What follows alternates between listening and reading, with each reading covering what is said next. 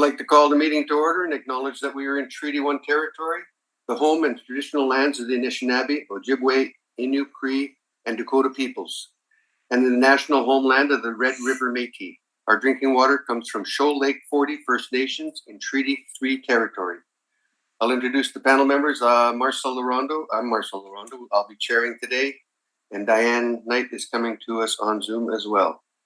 The assessor today is Arif Dust Mohammed, and our recording secretary today is Belen Rojo. To the Zoom participants of the hearing, please note that you are placed in the waiting room until your property is called upon. When it is your turn, you will be admitted into the meeting. Kindly follow along on the City of Winnipeg's Board of Revision YouTube channel for the hearing process. Once the host admits you into the hearing, please close or mute your YouTube player. You will then be permitted to speak with respect to your property. Once your hearing has concluded, you can leave the meeting. We will be hearing applications for revision of assessment roll in accordance with the Municipal Act. The matters for which revision is requested have been described in each application, and we'll limit the discussions to those matters. The statements that are made at this hearing are sworn testimony. Anyone speaking to the matter must be sworn in. Be advised that comparisons of assessment of properties are not considered evidence of market value by the Board of Revision. The Board of Revision is appointed annually by Council and is independent of it and the City Administration. It makes its decisions on the basis of the evidence provided at this hearing and issues a written order that will be mailed to all parties as soon as possible. Please note that the board's decision with respect to an application may be appealed to the Manitoba Municipal Board if the matter pertains to assessed value or classification, or the Court of King's Bench if the matter pertains to the application of exemption from taxation. Should you wish to appeal, information on how to do so will be included with the board order. With respect to the hearing process, I will confirm the points of appeal with your property to be addressed with each applicant following swearing in. We will then have the assessor's testimony followed by questions, and the applicant may have questions that the applicant may have, and then the applicant's testimony followed by questions. Each side have an opportunity to summarize if they wish. Once all the evidence about an application has been brought forward, the applicant may leave. The process will repeat for each item on the docket today. The session will close after all the applications have been heard, and the board will deliberate in private and make its decisions. You will then receive the board's decision by registered mail as soon as possible. As information, all public hearings are live streamed, recorded, and will be part of the public record. We'll be hearing items 1 through 6 and 8 through 10 on our docket today. Ms. Rojo, please affirm the assessor and the applicant's testimony. Mr. Assessor, please state your full name. Arif Dust Mohammed.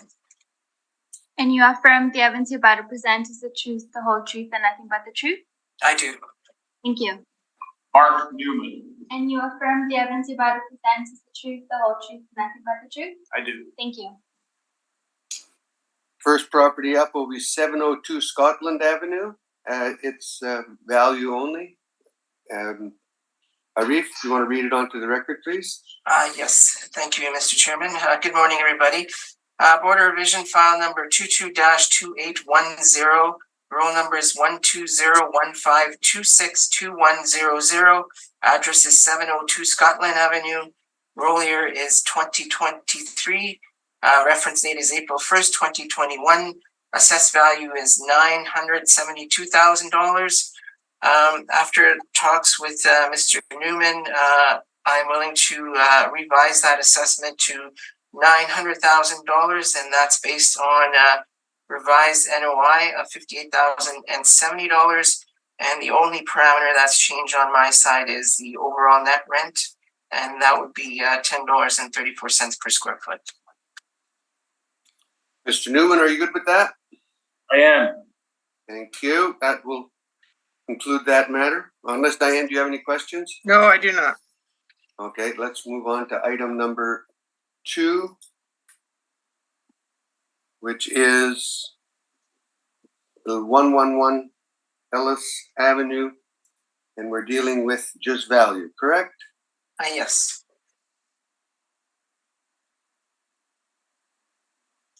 When you are ready, sir. Hey, Board of Revision file number 22-2830. Roll number is 13011345000. Address is 1111 Ellis Avenue. Roll year is 2023. Reference date is April 1st, 2021. Assessed value is $1,295,000. Again, in talks with Mr. Newman, I am willing to revise the assessment to $966,000. And again, that's based on adjusted NOI of $79,208. On my side, the only parameter that's changed is the overall net rental rate, and that equals $3 and about 40 cents per square foot. Mr. Newman, are you good with that? I am. Diane, do you have any questions? I do not. Okay, that will conclude that matter. Just give me 1 second. I was ready for the first few.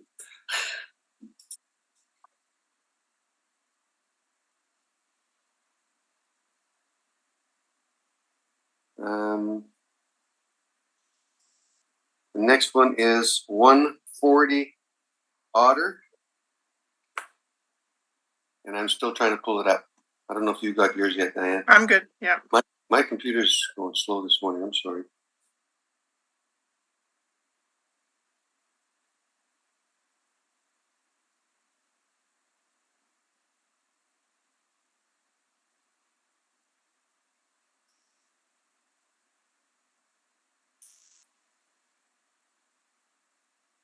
Go ahead, Arif. Okay, Board of Revision file number 22-2802, roll number 030915222100. Address is 140 Otter Street. Roll year is 2023. Reference date is April 1st, 2021. Assessed value is $12,115. Or sorry, $12,115,000. Parcel use is industrial warehouse. Number of buildings is 3. Number of premises is 1. Number of stories is 1. Actual year built ranges from 1969 to 1990. Sorry, 1969 to 1973. Effective year built ranges from 1980 to 1990. Wall heights range from 11 feet to 28 feet. Land area is 215,000 approximately. Plan area is 144,000 approximately. Leasable area is 158,292 square feet. Land to plan area is 1.49 to 1. If you turn to my appendix, page 1, which is right after page 7 of the regular brief.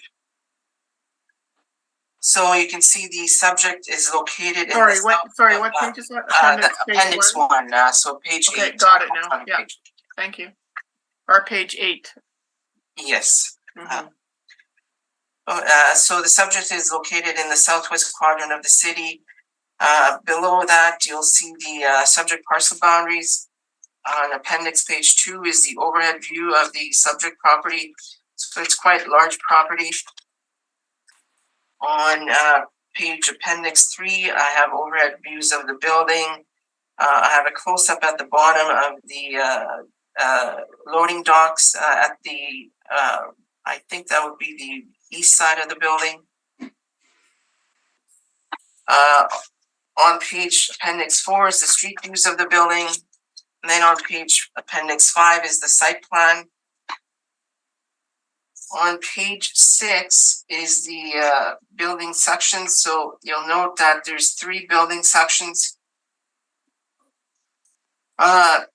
So of the 3 sections, only 8% of the building is at 11 feet wall heights, and then the rest of the building, approximately 92%, is at 28 feet wall height. So this building was purchased by the current owner back in April 1st, 2008 for a purchase price of $5.2 million. Since then, they have done some construction to the building. There's permits adding up to $5.58 million. So that was since the purchase price. So just on the page appendix 7, you'll see the details of the permit, and page 8 all the way to page 10 of the appendix. On page 11 of the appendix is the sales questionnaire. So again, you'll note that the sworn price of the building was $5,200,000. Number 3, this was a arm's length open market transaction. And you'll note on question 5 there, the overall condition of the building was good. And question 16, they did plan to do renovations at that time, totaling $2 million. But however, as we just saw in the permits, they did close to $5.6 million worth of renovations. So turning to page appendix 13, there's the income and expense mailer that they had submitted. This is a net rent. You'll see the overall rental income to be at $2.512 million approximately. Now, the owner of the building is Salts and Pollard's Real Estate Limited, and the tenant is Pollard Banknote. So, although they are related companies, Pollard Banknote does trade on the exchange, Toronto Exchange. So the rent that they're being charged currently is $17.44 per square foot. However, if you look at the tenant roll, you'll note that they're indicating a leased area of 144,000 square feet. So what they've done there is that they have not included the mezzanine space. We are including the mezzanine space in our workup. So if you include the mezzanine space and you take the current rent that they're being charged, that works out to $15.87 per square foot. So I would like to just say right now that this is a highly maintained and renovated property. The rents that we have assessed on this building are, they're only industrial storage warehouse model rents. This is a highly finished office space building, and I think the office space should be separated from the manufacturing process inside. Also, I propose that the rent that they are charging the company that's traded on the exchange to be fair market rent. I think they would be open to shareholder scrutiny. Was it not charged at fair market value? And I am assuming that Salts and Pollard Real Estate, the owner of the building, would want to minimize their tax burden. So I assume that the rent that they're being charged is fair market value. So going back to my page 3 of the main brief, there's my rental comparables. So all comparables are industrial warehouse properties. All leases are current in relation to the reference date. Effective year built ranges from 1974 to 1990. Average wall heights range from 14 feet to 25 feet. I just couldn't find anything higher. As I mentioned, the subject wall height is 28 feet, most of the building. And leasable areas range from 112,000 square feet to 161,000 square feet. Net rents range from $5.72 per square feet to $8.96 per square feet. So again, these are industrial warehouse rents that we have utilized. If you turn to page 4, there's our workup. So we're utilizing an overall net rental rate of $5.99 per square foot. We're utilizing a market vacancy rate of 3.5%. We're utilizing 3% for non-recoverable expenses and $3.85 for vacancy shortfall. This results in an NOI of $866,000 approximately. We're utilizing a cap rate of 7.15%. This results in a rounded capitalized and assessed value of $12,115,000. You'll note in my appendix that I have some external industry reports where they're indicating that the Winnipeg industrial market is strong and robust, going from for in 2020 to going into Q1 2021. They're indicating that vacancy has been low and stable. Total leasable area has seen a positive absorption. They're indicating rents have increased, cap rates have tended lower from Q4 2020 to Q1 2021. They're also indicating that there has been virtually no impact from the pandemic in the Winnipeg industrial market. So given the strong state of the industrial market in Winnipeg over the last number of years, the strong forecast for the foreseeable future, the purchase price of $5.2 million for the subject in 2008, and then the permanent construction work amounting to approximately $5.6 million, and the actual triple net rental income that the owner gets from the tenant of $2.5 million. I believe that the assessed value of $12,115,000 to be fair and equitable, and I respectfully ask that the board confirm this value. And I'm open to questions. Thank you. Do you have any questions, Mark? I do. Thank you. Mr. Assessor, page 1 of your brief, you've got the property description. You've got standard headings that you have in all briefs. One of the things that's noted in all briefs is the land to plan area, and that's essentially the amount of land relative to the footprint of the building, correct? Yes. And in this case, there's essentially 1.5 feet of land for every square foot of planned area of the building, correct? Yes. All right. And for industrial properties, that is considered to be a low land to plan area, correct? Well, this is zoned as M2, general manufacturing. And if you look at my last page on my appendix, you'll note that M2, the district, is intended to provide for light manufacturing, processing, service, storage, wholesale, and distribution operations with some limited outside operations and storage. So I think anything between 1.5 and 2 would be sufficient for M2 zoning. Well, 2 would be ideal, but 2 would be ideal, but I think for M2 zoning, it's not bad. Well, the reality is almost every warehouse is in an M2 zoned land area, is it not? No, we do have M3 zoning also. Right. And you suggest that a land to building ratio of 2 would be ideal.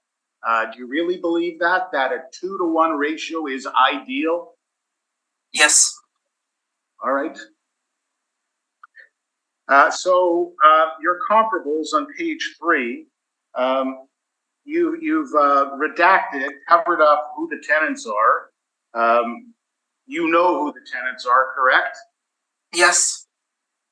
So I want to talk about those properties, if I might. Did you investigate the uses? Did you investigate any history in relation to those comparables? Some I know from other hearings. Some I do not know. And when you say you know some from other hearings, is this a set of comparables that you're commonly using on larger warehouse properties? Yes, there's just there's not so many comparables with large leasable areas, so we pick comparables which are available in the market. I see. Well, I guess we'll see about that when we look at my brief and my comparables, because I seem to have found a few more, but we'll get to that. So 1001 Regent, that's a 1-year lease. That's pretty unusual for a big building, isn't it?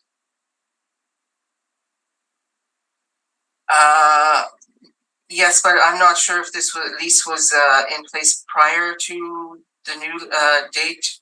So I'm not sure who it was. I just picked a lease that was close to the reference date. I'm not sure if they were the tenant prior to January 1st, 2021. That's Amazon, is it not? Yes. The reason I cover up those redact those leases is we were told to keep in mind privacy for the tenants. So that's why Sure. they are. All right, but so that's Amazon. What do you know about the amount of work that Amazon did in that building to make it suitable for their purposes? I didn't pull any permits on that property, if that's what you're asking. All right. And do you know anything about the land to building ratio on that property? If I suggested to you, Not off the top of my head. fair enough. 1345 Redwood. You're showing a lease dated January 2018. Is that the most recent lease you were able to locate? I know sorry, for 1345 Redwood? Yes. Yes, there is a new lease in place, but that's after the reference date. But it's not the tenant that was in there prior. So, but between January of 2008 and April 1 of 2021, are you telling us the January 2008 lease is the only one you could locate? Sorry, on what date? Between January 15, 2008 and April 1 of 2021, are you telling us the only lease you could locate for this property is the one you have listed? Yes, as I mentioned, there is a new tenant in that building, but that lease is after the.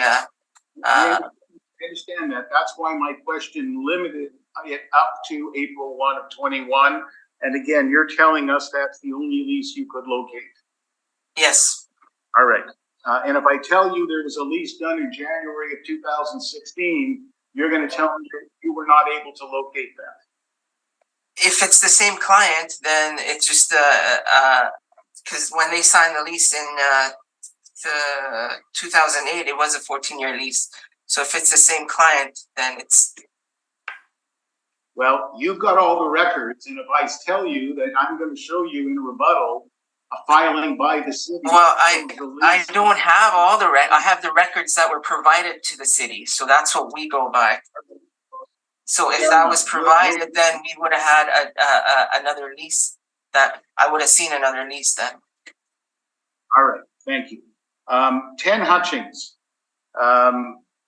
That's a multi-tenant facility or a single-tenant facility? I couldn't tell you off the top of my head. And do you know whether it has? Are the panel members okay in terms of hearing? We seem to be having some bandwidth issues. Yeah, that's in our room. There's not much I can do about that. Okay, so but everybody can hear. All right. All's good on my end. Yeah. Yep, we're good here. So, are you aware that 10 Hutchings? Now he goes dead on me. Yeah. Now we can't hear him. We've lost you over there. has, Sorry. Did you want to start that again? We lost you after you said, "Are you aware that 10 Hutchings?"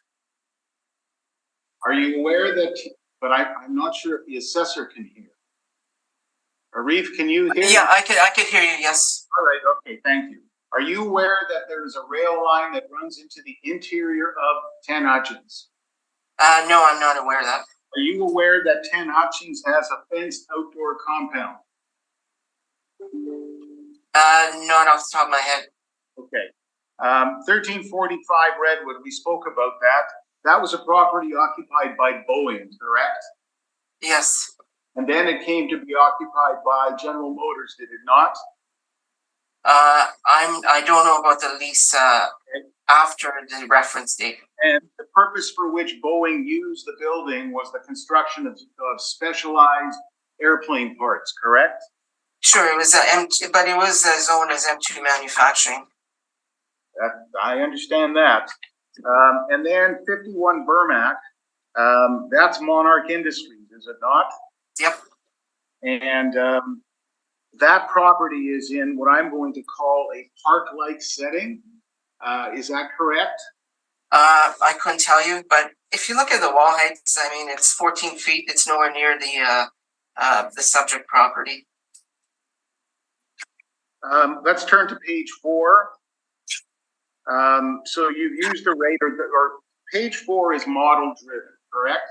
Yes, And so the model has determined that the appropriate rate is $5.99 per square foot.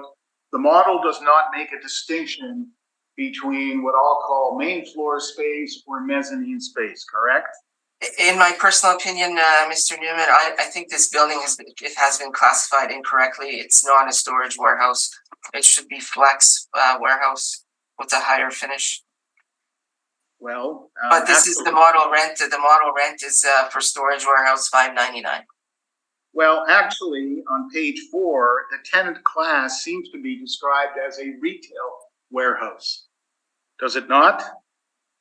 Yes, like I said, I believe this building has been incorrectly classified.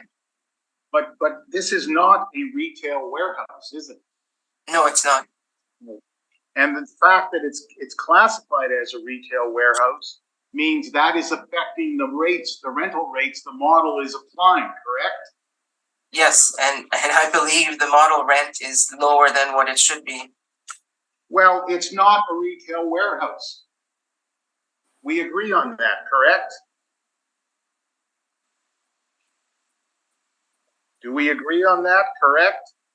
Yeah, we agree on that, and like I said, it's been incorrectly classified, and I think the rents that the model should be picking should be higher for the classification that the building should be in.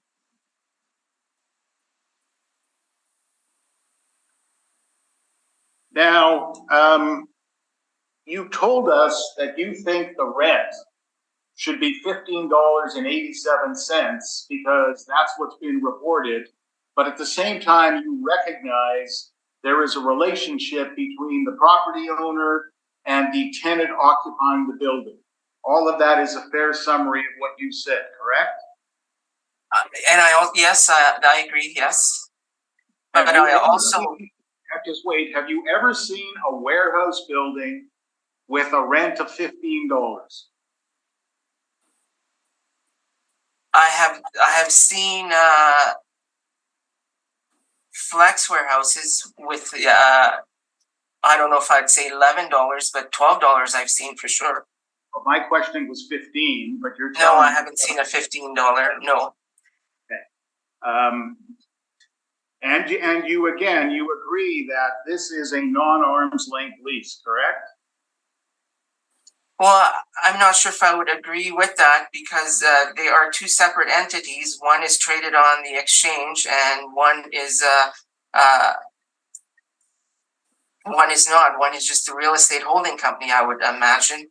And I would also imagine that the real estate holding company would want to minimize their taxes, while the company that's being traded on the exchange would have shareholder scrutiny. So they're not going to charge a high rent if the shareholders are going to be looking at their books.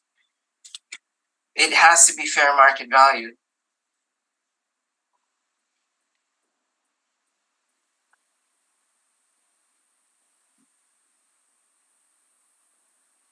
Now, do we lose Mark again? No, I'm here. I'm good. I'm just taking a moment.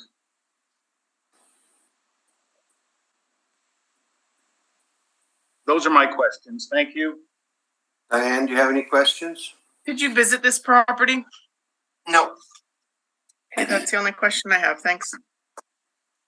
I'm going to ask a question about the expense line of 3%, Arif.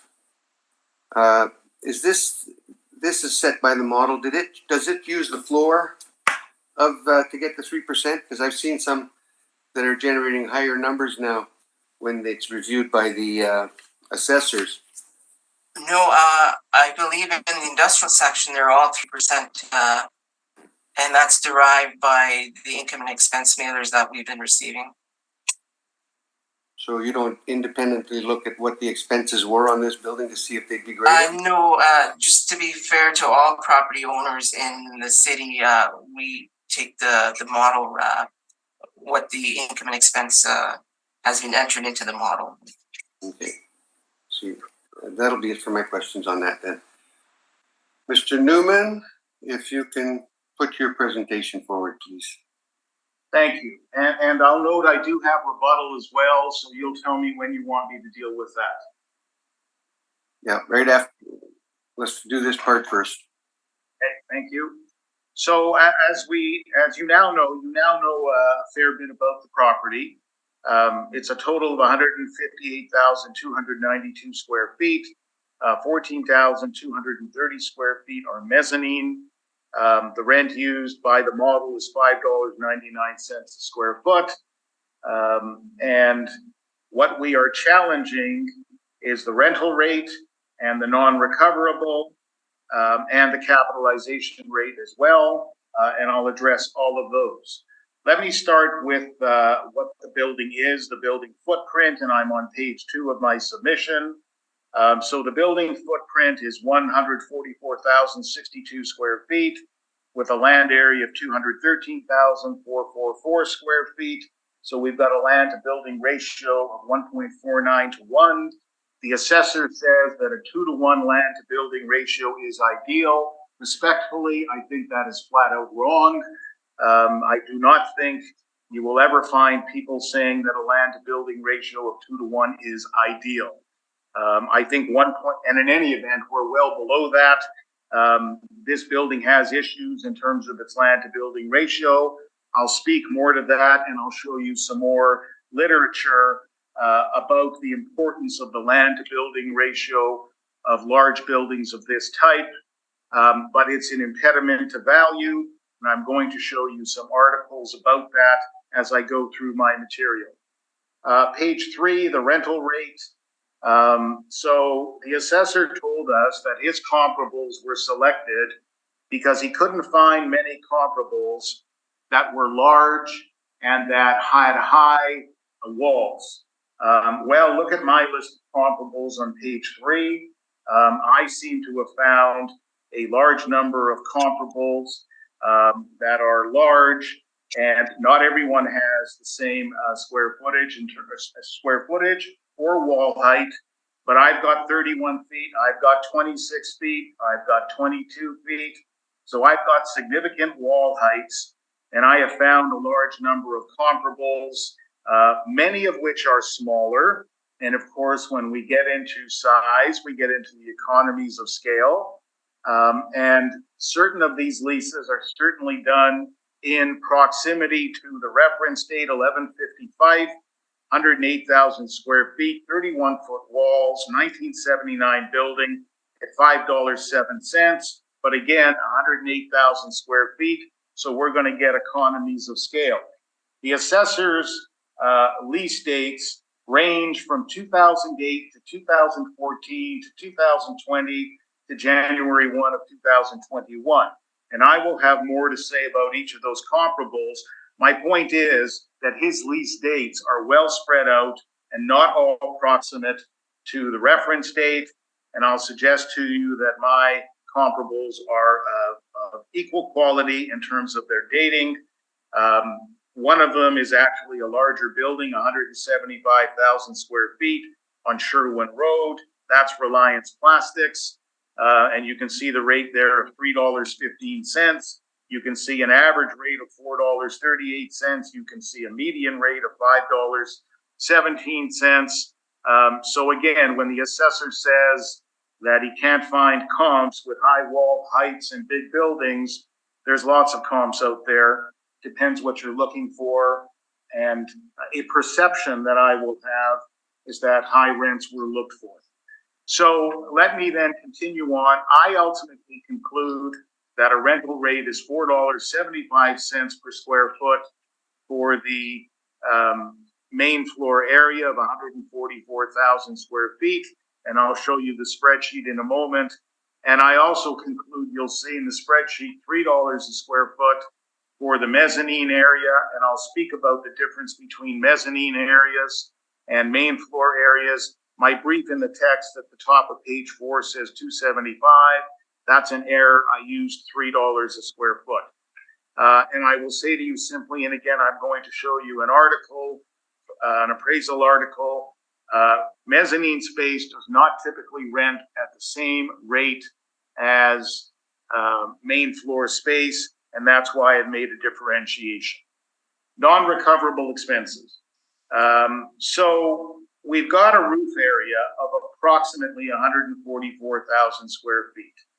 And if we imagine a roof has to be replaced and it costs $12 a square foot, that's $1,728,000. The assessor's 3% allowance is $27,449.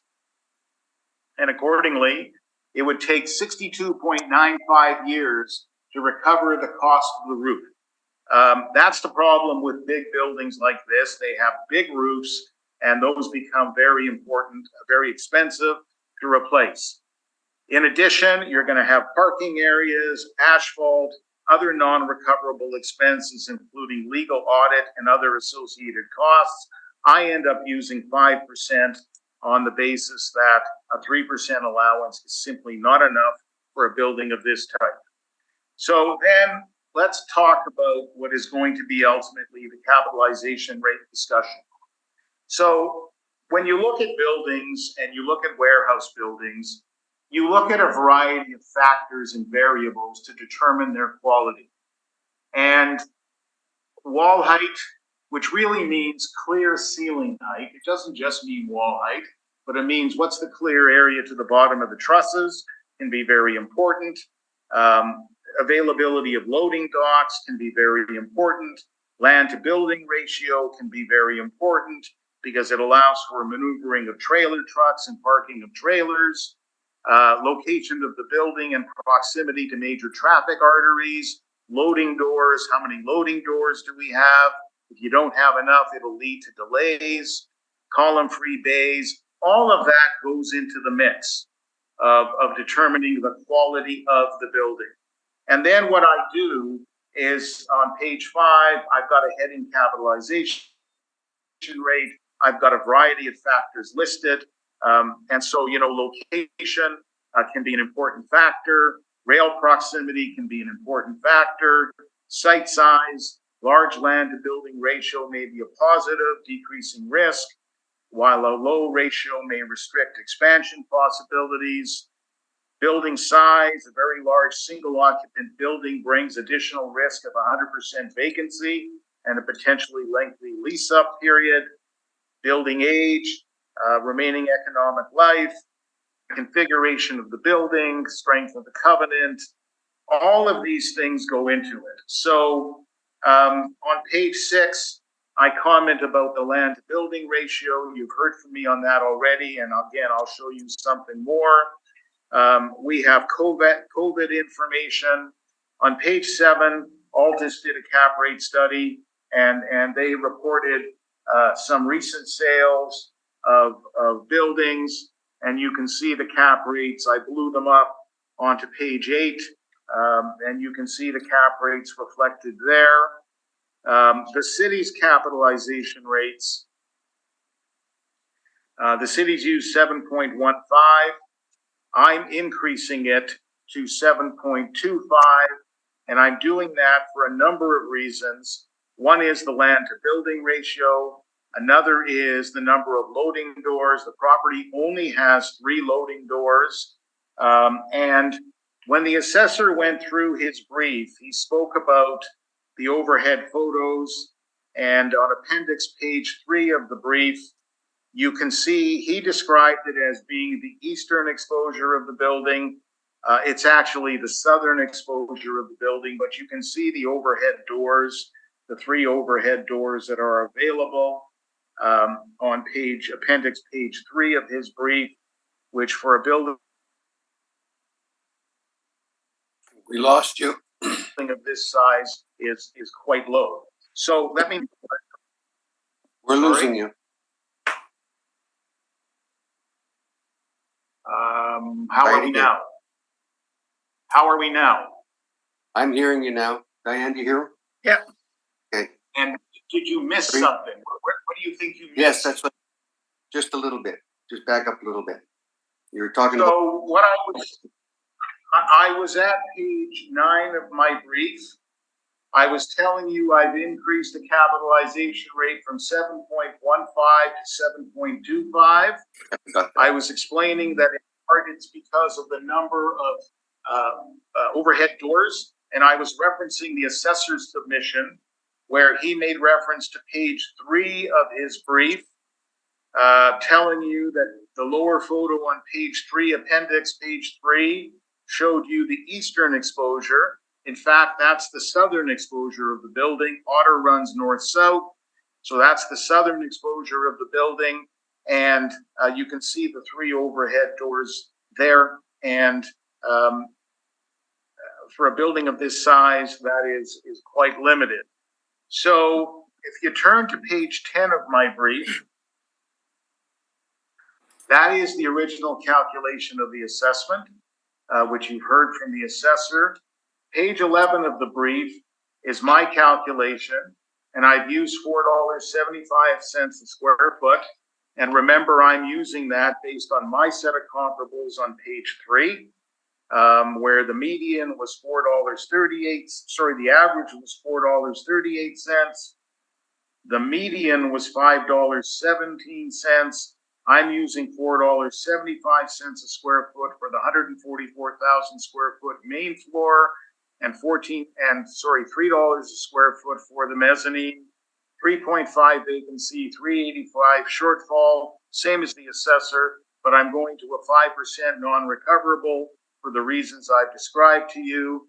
That gets me a net operating income of $644,871.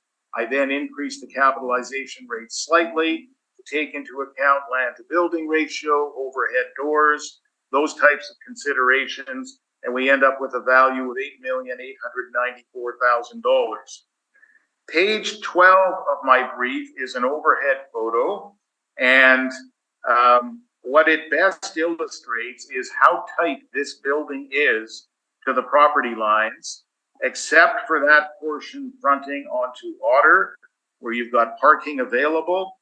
But certainly even on the southern boundary of the property where the loading doors are, it is very, very tight to the property line. That is not ideal. Page 13 is actually a building location certificate, just to again show you the tightness of the building to the lot lines. And Otter Street is on the left side of the certificate. Page 14 is an excerpt from the Appraisal of Real Estate, 3rd Canadian edition. It talks about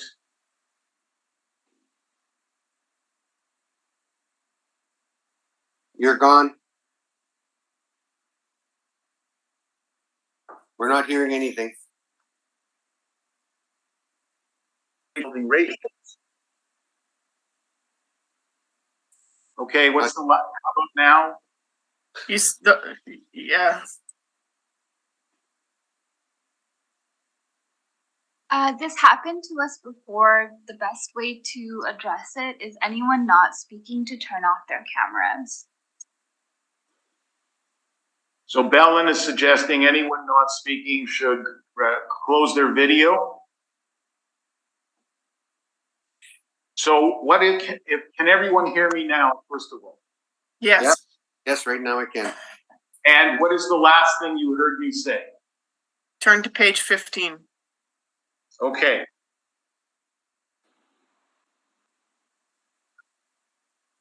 So page 15, page 4 from the Appraisal of Real Estate, starting at page 15, it deals with industrial properties. On to page 16, it deals with how you determine the functional utility of industrial improvements. It talks about a variety of factors, including loading facilities, which really means loading doors, clear span of the ceilings, land to building ratios, and making reference to the fact that older facilities will have less land and thus higher ratios. Ratio must allow plenty of space for parking, truck maneuvering, yard storage, and expansion. And I'll speak further about that. And then starting at page 18, we have an article titled Challenges in Appraising Simple Warehouse Buildings. And I just want to draw your attention to a couple of things in that article. So on page 19 of my brief, I've got highlighted at the top land to building ratio, and then in the middle of the page, it should be highlighted in yellow and with a box and an arrow around it as well. In most markets, the typical land to building ratio is roughly between 2.5 and 3.5. However, some properties can vary quite dramatically from the typical range. And then when we go to page 20 of the brief, again, there's more discussion about land to building ratios, and really the same comment is made. As mentioned earlier, contemporary warehouses have land to building ratios primarily in the range of 2.5 to 3.5. Many cities, older industrial facilities predate contemporary planning. There may be, as a result, these buildings typically have a combination of inadequate parking, difficult traffic circulation, inadequate truck maneuvering distance. And then if you go on to page 21, it discusses further, highlighted in yellow again, truck maneuvering and the importance of that and the importance of sufficient space to do that. And then if we continue on to page 23, the final page of the brief, at the top, there's a discussion of mezzanine areas, and the discussion is that mezzanine areas can differ. Sometimes they're plywood storage areas. Sometimes there's sizable office mezzanines, which tend to add to value, but they will not typically be as valuable as office areas on the main floor. At best, mezzanine areas contribute a fraction of the per square foot value of the main floor office. And it goes on to say, in many cases, parties to a transaction do not structure their transactions to separately allocate a value for mezzanine areas. So all of that is to say that this is not an ideal building. The land to building ratio is not ideal. The loading door availability is not ideal. And those are the primary reasons why I have bumped the capitalization rate. The non-recoverable, I think you've heard me on why I've increased it to 5%. 3% is just not enough. And then on the rent, and again, you've got the 4 comps that the assessor has used. You've got 7 comps that I have used. They are all large comps that I have used. Only one is as large as the subject at 175,000 square feet with a 2018 lease on Sherwin Road near to the airport at $3.15 a square foot. So what I'd like to do now is turn to the rebuttal, because the rebuttal speaks primarily and only to the assessor's comparables. We're going to ask you questions first, and then we'll go to your rebuttal. Okay? Yep. Arif, do you have some questions? Yes, I do. So, Mr. Newman, why would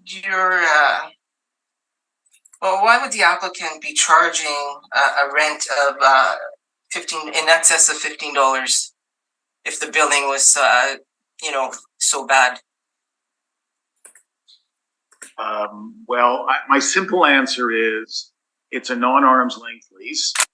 It's made between the individuals who control the real estate owner and the individuals who control the tenant.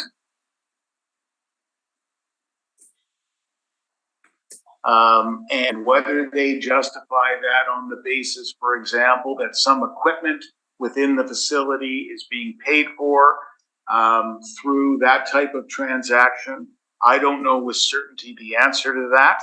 But I say to you simply, and I say to this panel, I have never seen a lease rental rate for a warehouse building of $15 or $17. The assessor has acknowledged that as well. The model doesn't think it's $11 or $15 or $17, and that's my answer. And would you think that the owner of the building is unfairly charging a publicly traded company exorbitant rental rates? As I said to you, I anticipate that they have structured it so that in all likelihood, some other items are covered by that rental rate. It's not simply, I believe, a rental rate for the building. Okay, and the subject is a light manufacturing building. Is that correct?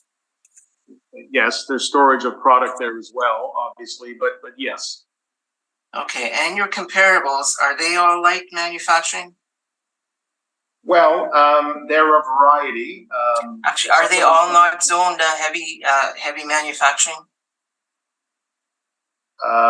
They're all zoned M3, are they not?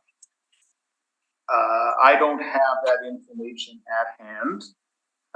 But for example, 1093 Sherwin Road is Reliance Plastics. So it's light manufacturing, just as the subject is.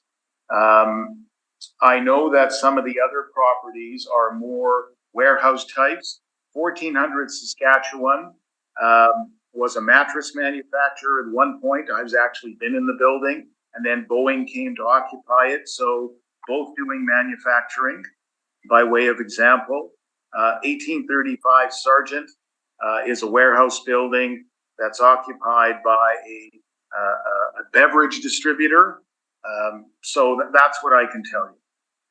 So these are all zoned heavy manufacturing, and heavy manufacturing buildings, would they have the same finishing as a light manufacturing building? I don't know what kind of finishing you think this building has. Certainly there is some office area, but the interior, let me finish, the interior of the manufacturing plant floor, and I've been there, I've walked through the building, is concrete floors, exposed roof, exposed girders to the roof, with the manufacturing processes ongoing in the building. So it is not fancy finish.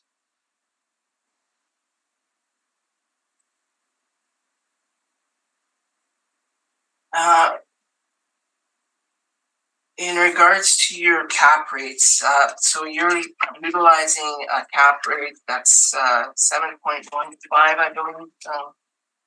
7.25. Your cap rate is 7.25, and you gave us the reason, but the actual number you came up with was based on the analysis by Altus cap rates study. No. What I've done is I've looked at the city's capitalization rate. I've looked at the range of capitalization rates that the brokers publish. I've looked at the Altus rate. And what I've said ultimately is because of the low number of loading doors, the tight land to building ratio, those kinds of criteria necessitate a bump of 10 basis points. Let's not forget that the reason the capitalization rate on this property is at 7.15% is because of its size. That's why it gets that base capitalization rate, I'll call it. And I'm adjusting for the land to building ratio and the small number of loading points. Well, Colliers has their range of cap rates between 6 and 6.75. Cushman Wakefield has their cap rates at the 6.25 to 6.75. CBRE has from 6.5 to 7.25. So you're saying this would end up in the highest CBRE cap rate? Well, what I'm saying in part is that the assessor's model gives it a base rate of 7.15. The reason for that is because of the size of the building. And I've dealt with other buildings, including the building at 879 Keewatin, which was 100,000 square feet, with you, Mr. Assessor, which had a 7.35% cap rate. It's all about the size. And so where the base rate is 7.15, how many sales of industrial buildings of over 100,000? Lost you. Lost everybody now. Square feet has not. We keep losing you. Sorry. Okay, what's the last thing you heard?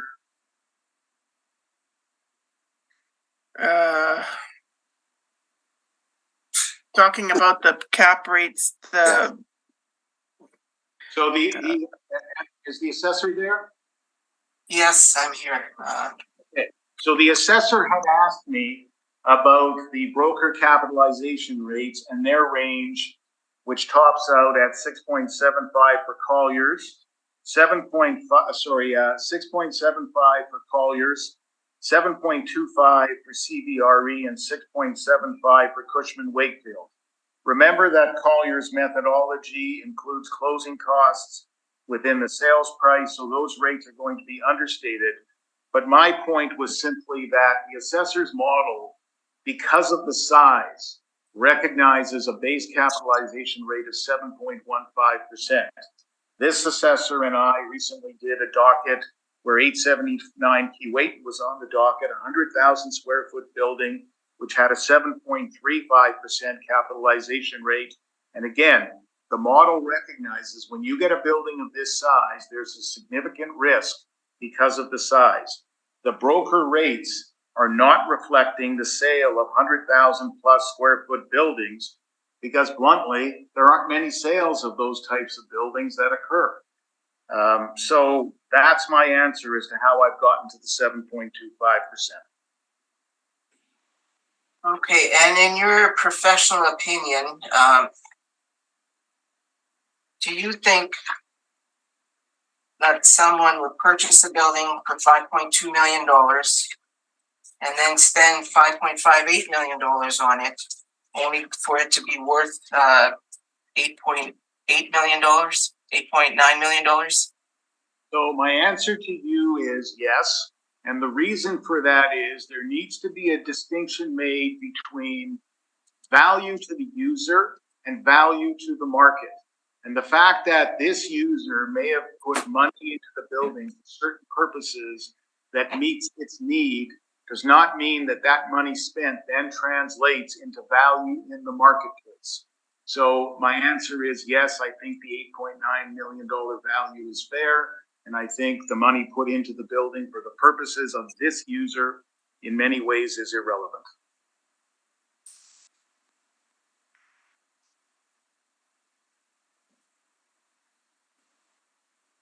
Arif? Just looking over. Okay, those are all my questions.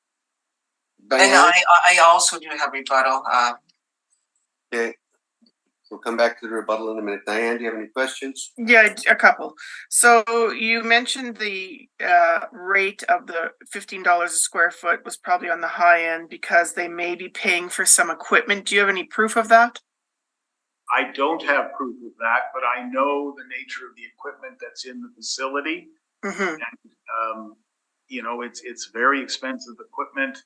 And again, $15 is not a market rate for this type of building. Okay, so then the other thing you keep mentioning is the low number of loading doors.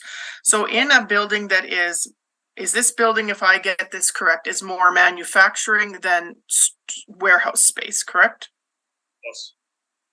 So in a building for the number of warehouse space that is there, is this building have the number of correct loading doors then? So the answer is it may serve the utility of the tenant. Correct. I'm getting there. I'll get there. Just for as it sits today, this building, the way it's being used is more manufacturing than warehouse. So the number of warehouse doors are correct. So now let's talk about future tenants. But could a future tenant come in there and still use the same amount of manufacturing space where they would still need the same amount of warehouse space with the same number of doors? So my answer is potentially yes. But again, remember, when you take a property to market, the greater, and this is why in my brief, I list the attributes of a building.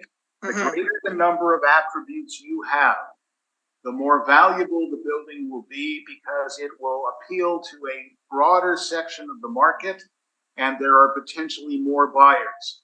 The more restricted the limitations for whatever the number of reasons, then the more difficult the building will be to transact in the market.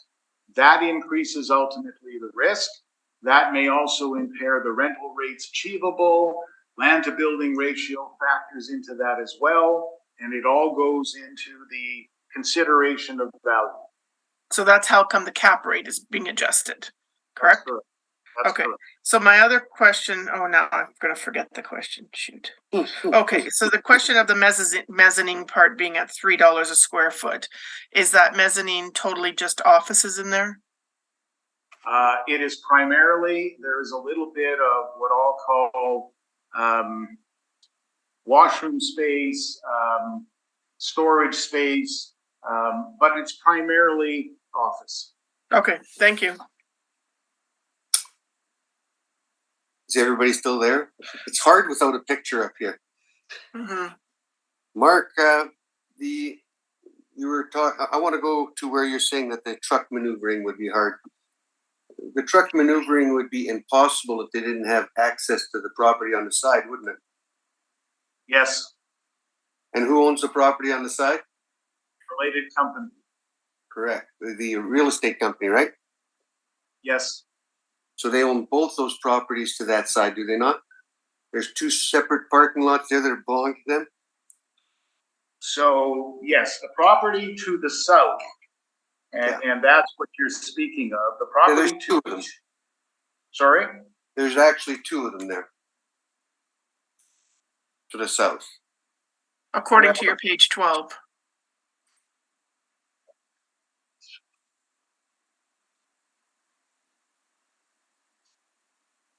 If you look at your page 12, you'll see the two lots that they own next door.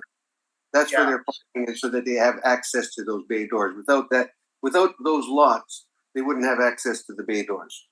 And I agree, and that property to the south is, I believe, 1499 Buffalo Place. Yeah. And even though you're seeing two lots, I believe it's a single property, but that's actually, Two separate roles. but it's an important point. And the point is, and that's another reason why, if I am selling this property to you, you're not buying it unless you can make a deal with that adjacent property owner. Which is the same owner. But you need to be able to make a deal with them. But it So adds. you- But when he's renting this building from himself, would he not be allocating the expense for these parking lots with that building? Is what I'm coming at.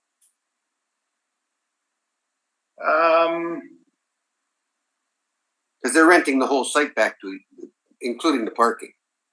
Yeah, I think the answer is no.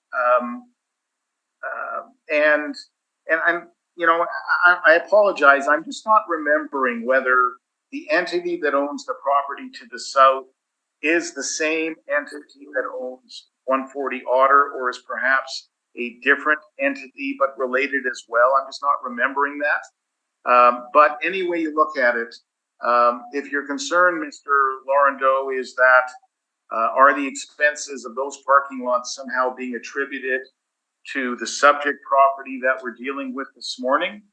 I don't believe so, but I don't know with certainty. I was just trying to see why the rent would be up at 15. It would make more sense if it was using it, but you haven't got the answer to that. But without that, there's not enough area to park all the staff on the front of the building. Yeah. 1973, that was there. Can't talk about that.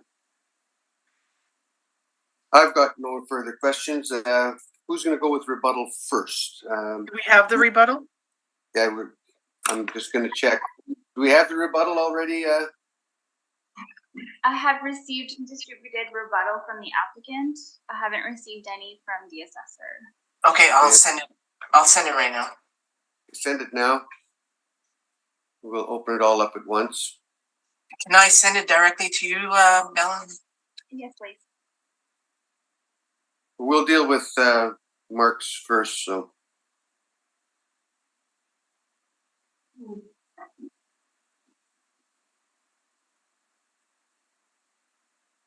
See if you can find it, Diane. I don't see it. You may need to refresh your OneDrive link. I just did. It would be listed under item 3 as applicant rebuttal. Item 3. Yeah, so it'll be the assessor's brief, then the applicant main brief, and then the rebuttal. The rebuttal. 1, 2, 3. 1 hour ago. Okay, that would be the item 3.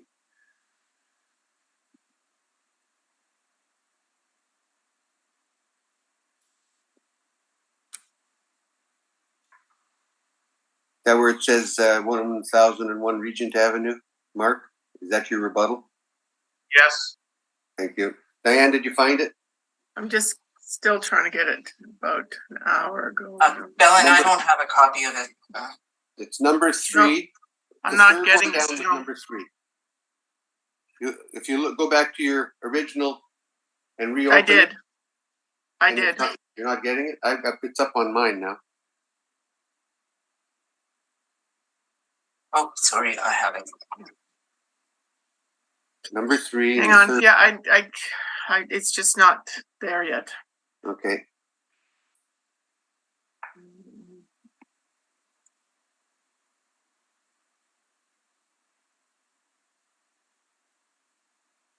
Can we take 5 minutes whilst we get these things ironed out? Thank you. We'll call the meeting back to order. Mark, you've got your rebuttal on 1001 Regent Avenue. So what you've got for me is you've got 17 pages which address the assessor's comparables.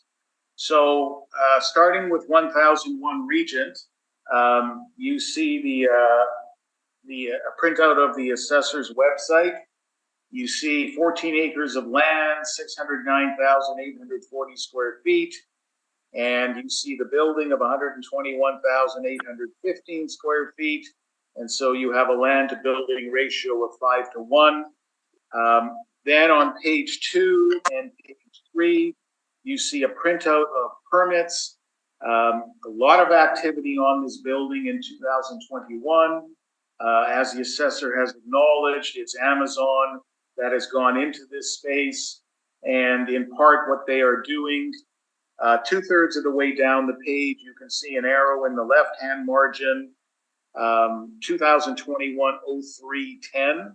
So that's the permit taken out in March of 2021. And what it reflects is interior, exterior alterations to existing plastics manufacturing plant, new interior layout, warehouse and material handling equipment, shipping and receiving area, van loading bays. And essentially what Amazon has done is they have brought all of their equipment, all their parcel handling equipment to handle the large volume of parcels and deliveries that they are transacting on a daily basis.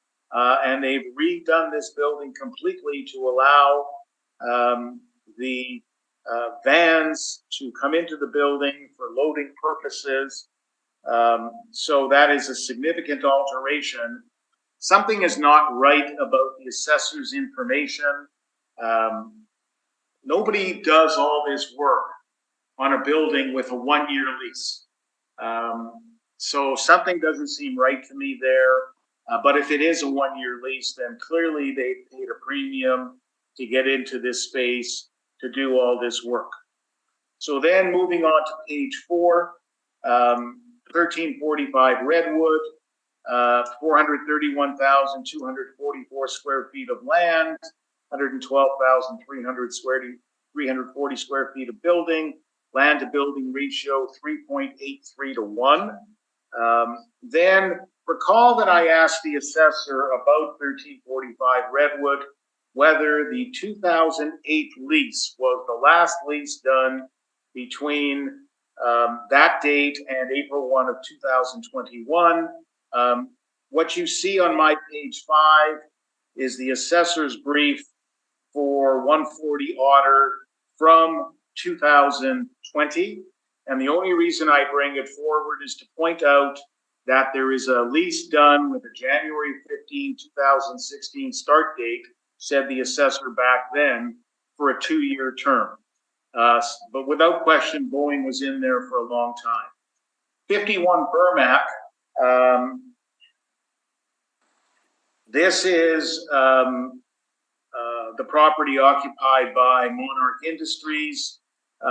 If you look at page 7, you can actually see a photo of the property, and I suggested to the assessor, this building is in a park-like setting.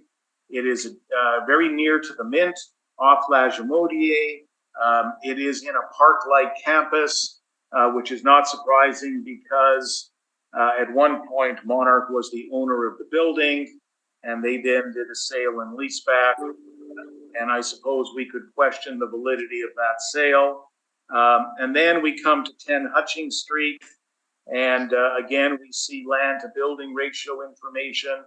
This property is on 8.4 acres, 177,742 square feet of building, 2.05 to 1 land to building ratio. So certainly at the lower end, but far superior to the subject. It's got interior rail.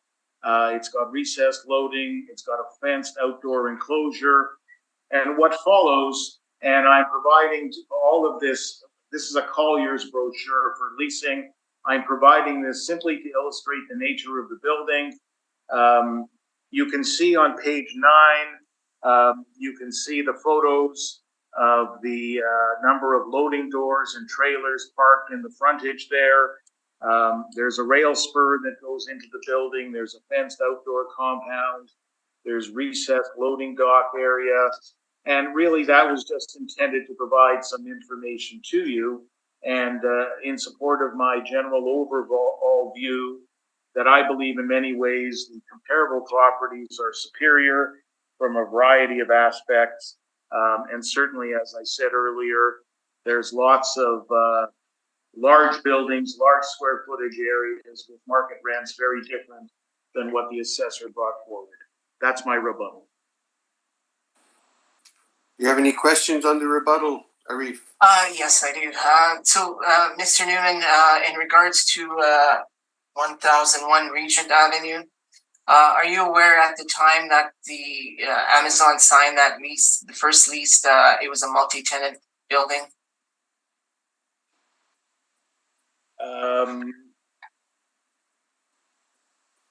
It certainly was a multi-tenant building at one point.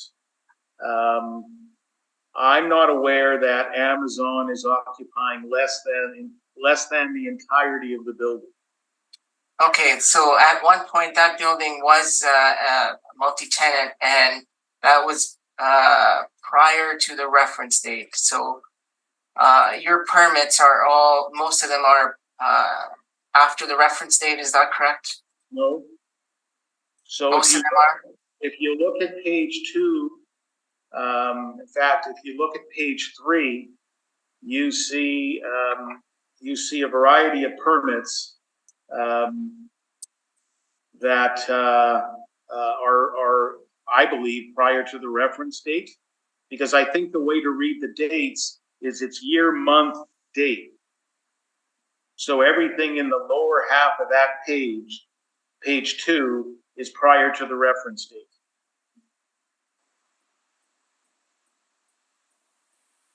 And are you aware that in May 1st, 2021, Amazon rented out the entirety of the remaining space at a different lease rate? I'm not aware, and it wouldn't be relevant. Okay, so I'm not aware. So at the time of the reference date, the 896 was the rental rate that Amazon was paying, and then they leased out the rest of the building post reference. So that's why I did not include that in there. And the permits, I assume most of those permits would be for the entirety of the whole building after they leased out the remaining premise. I don't know what the question is.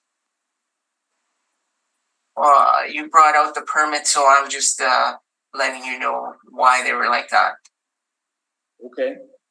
In regards to Redwood, I don't know how that lease, I didn't, when I searched for the lease, I did not see that lease, so, but you would agree that, Boeing was in there, until the reference date? You're talking about 1345 Redwood? Yes, yes. No, I don't believe Boeing was there until the reference date. In fact, I'm quite sure they were not. But do you agree that,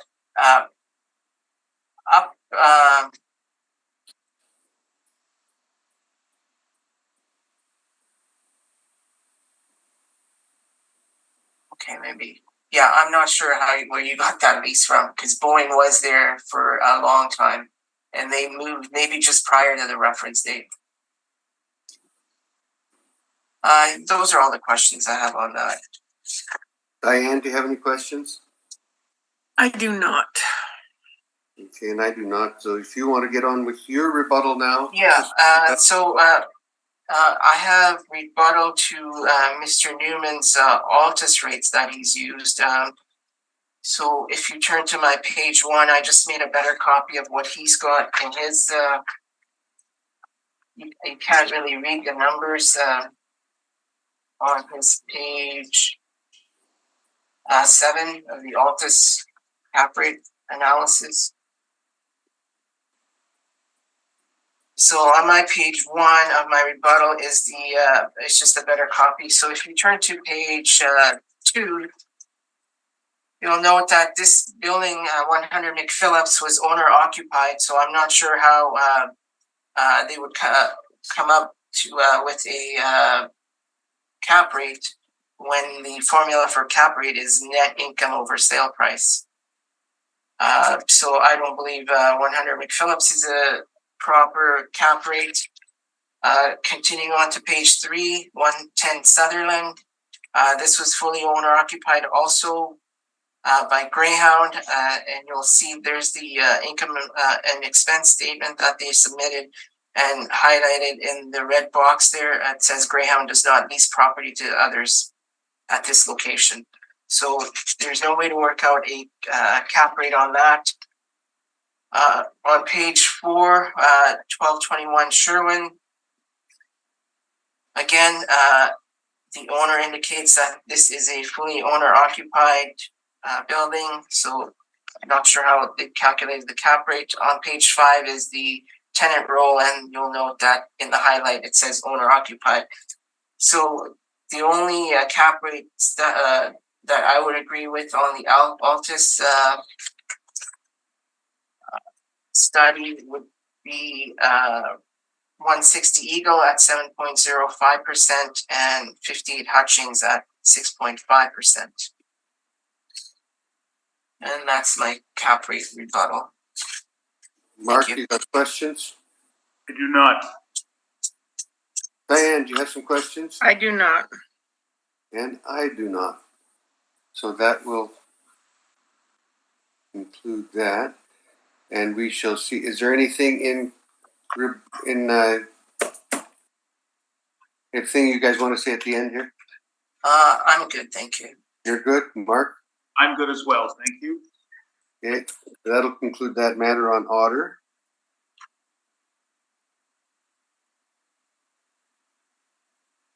And we'll go to 101 Burnett. Let's just take a minute to find it all, please.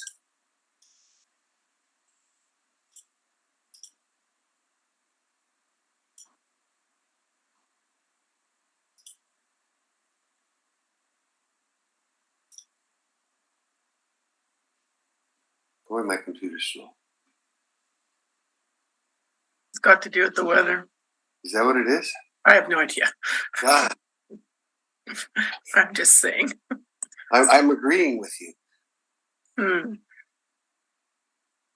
One.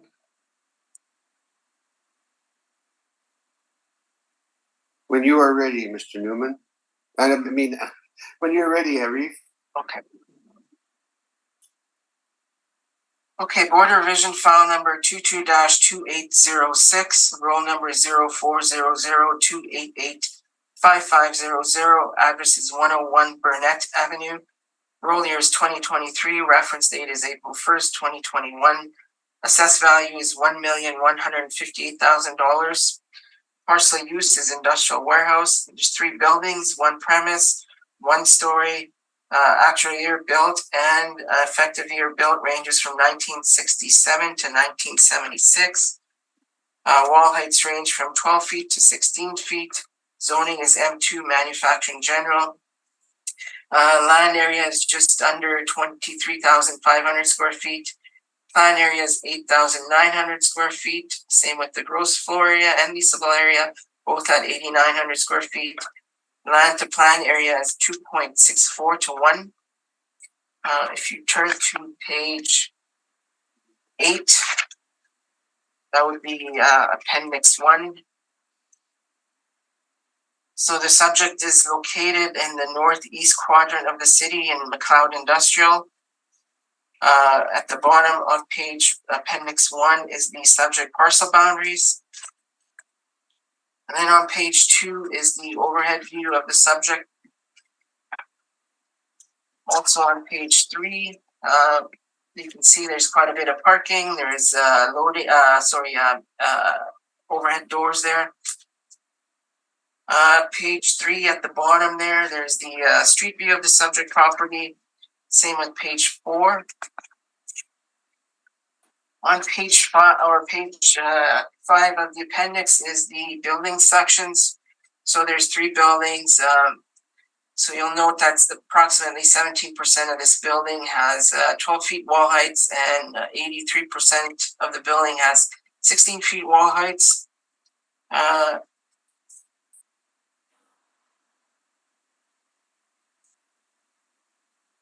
On page 6 is the income and expense mailer that was submitted. So you can see as of December 31st, 2020, the subject was fully owner occupied as for their income and expense mailer. On page 7 is the COVID supplemental questionnaire, and you'll note they're indicating there was a minor impact, but they didn't list what that impact was.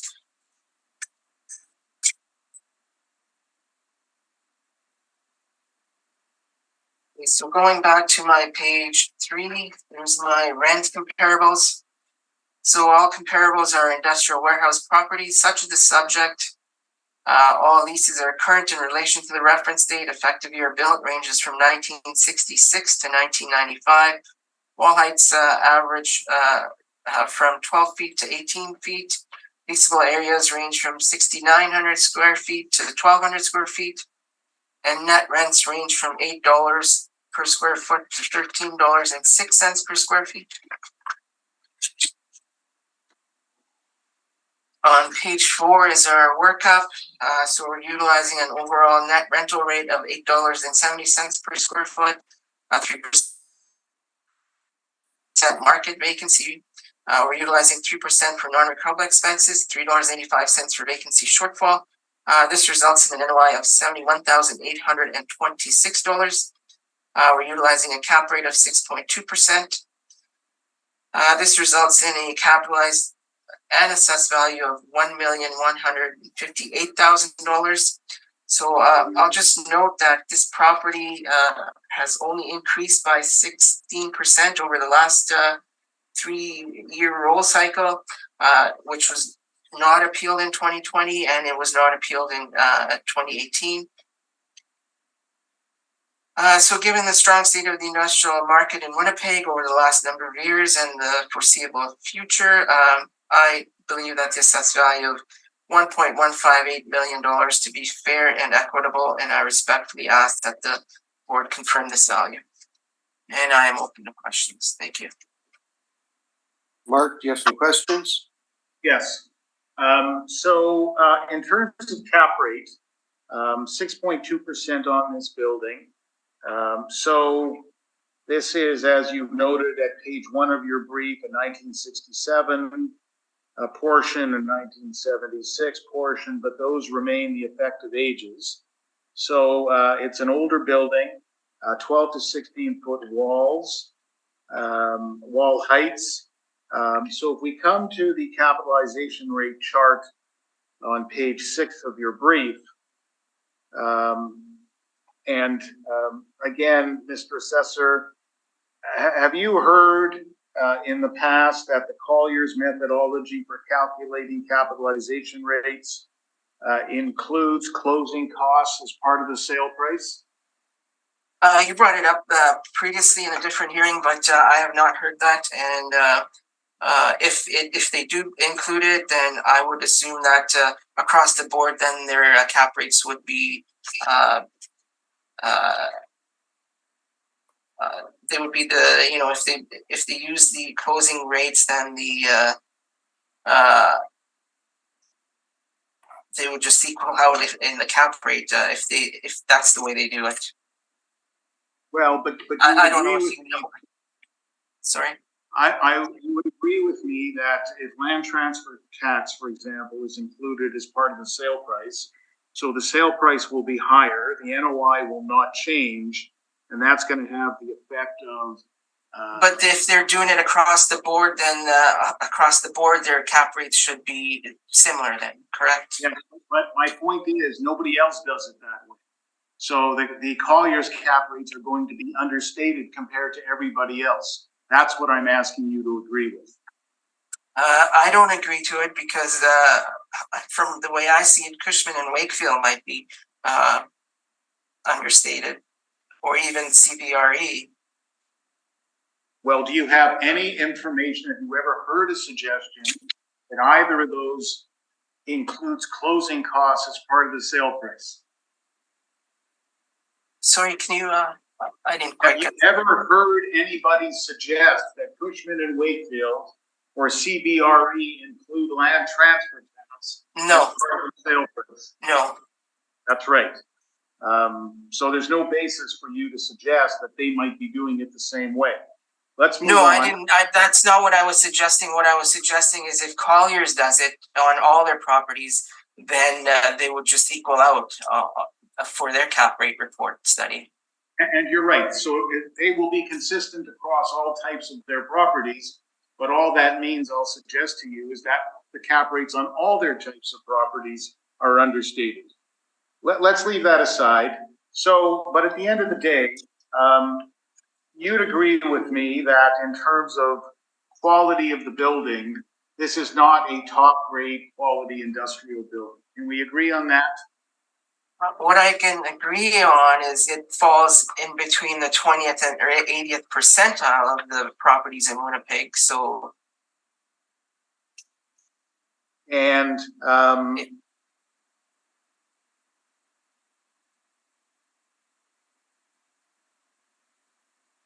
as you've noted, the capitalization rates from the other brokers, so looking at CBRE, for example, looking at Cushman, Wakefield, their low end is 6.5 and 6.25, correct?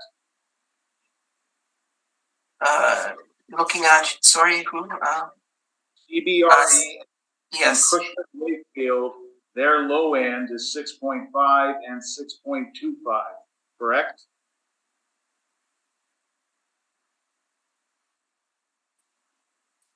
Wow. Yes. And in terms of the rents, you're aware, and as my brief points out, but you're aware that there was a lease that commenced February 1 of 2021 for space in this building. You did send it to me. I didn't have a chance to look it over, but you did send me a lease.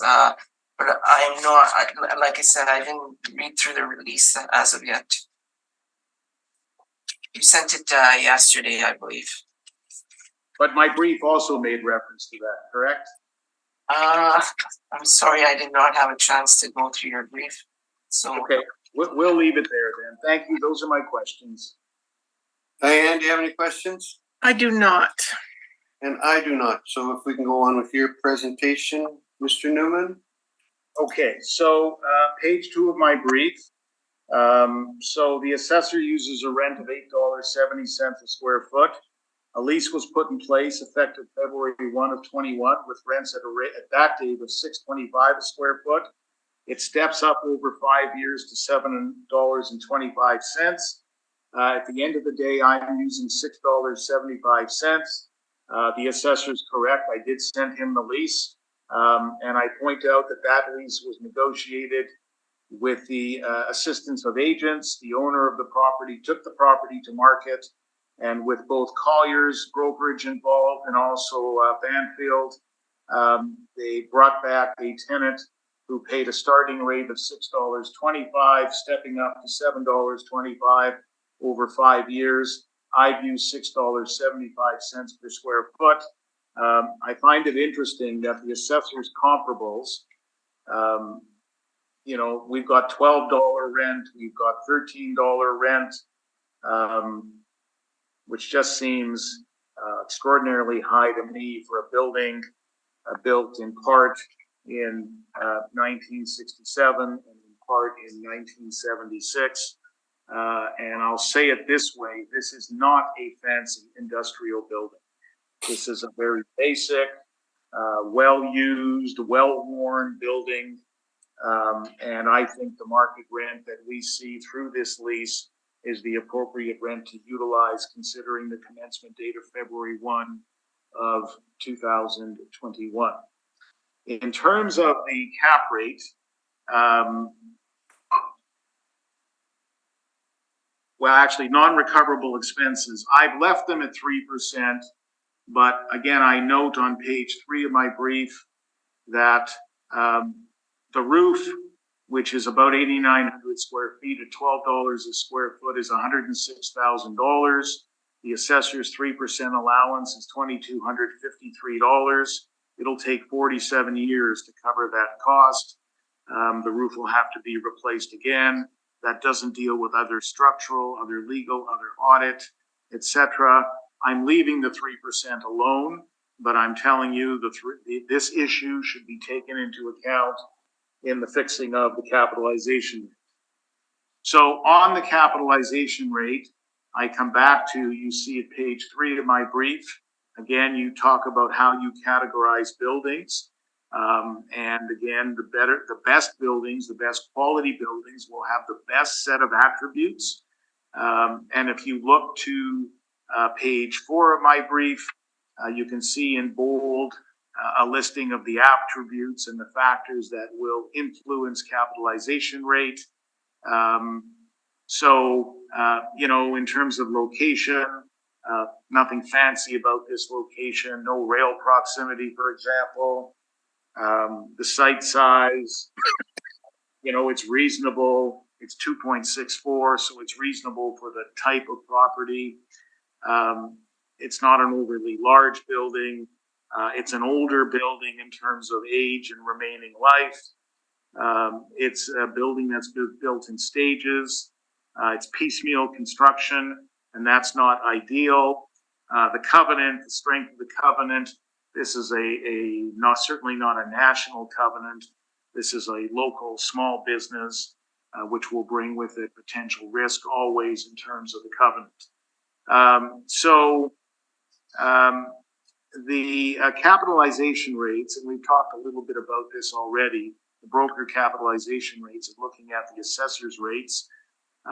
You've got a range, obviously, 6.2, even on the city's 20th and 80th percentiles, puts this much closer to the best quality buildings, the 20th percentile, than it does to the lesser quality buildings, the 80th percentile.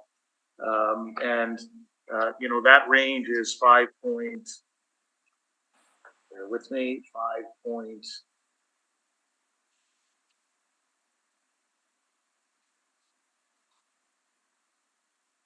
5.55 on the industrial B buildings to 7.45.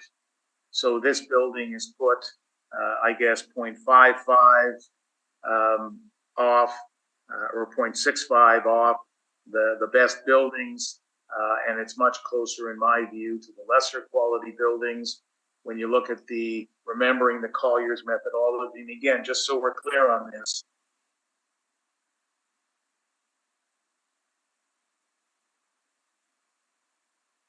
including land transfer tax within their sale price, It's used as a marketing tool. Representatives of Colliers who appear before these panels have said that over the years, and it has the effect of understating the capitalization rates. So, you're looking at capitalization rates in the high sixes and into the sevens, depending on which broker you're looking at. Ultimately, in this case, I have selected capitalization rate of 7% based on the age, the quality of the building, the quality of the tenancy, and those types of factors. And so that ultimately, if you look to page 13 of my brief, you can see my calculation of value where I've used 675 as the rent, 3% vacancy, 385 shortfall, 3% non-recoverable. But again, I mentioned this to you in the context of the capitalization rate as well, and my value becomes $793,000. As to the assessor's comment about the assessed value in earlier cycles, I have no idea about that, and the simple answer may be the property was overassessed and should have been appealed, but no one looked at it. Those are my submissions. Arif, any questions? Yes, please. Thank you. Mr. Newman, you're using the rent rate of $6.25. And is that because of the lease? And did you provide comparables for that? No. So again, you said 625, and perhaps you misspoke, but I used 675, recognizing the 5-year step up of rates. So I picked the middle rate, so 675. And no, I relied on that lease in place done at February of 21 through brokers who brought prospective tenants. It reflects the market, is my point. But you didn't provide any comparables, is that correct? It is correct. And would you say that one comparable does not make a market? Often that is the case, but this property was exposed to the market through and the do you have? And did you include the listing for that? You said it was exposed to the market. Was there a listing?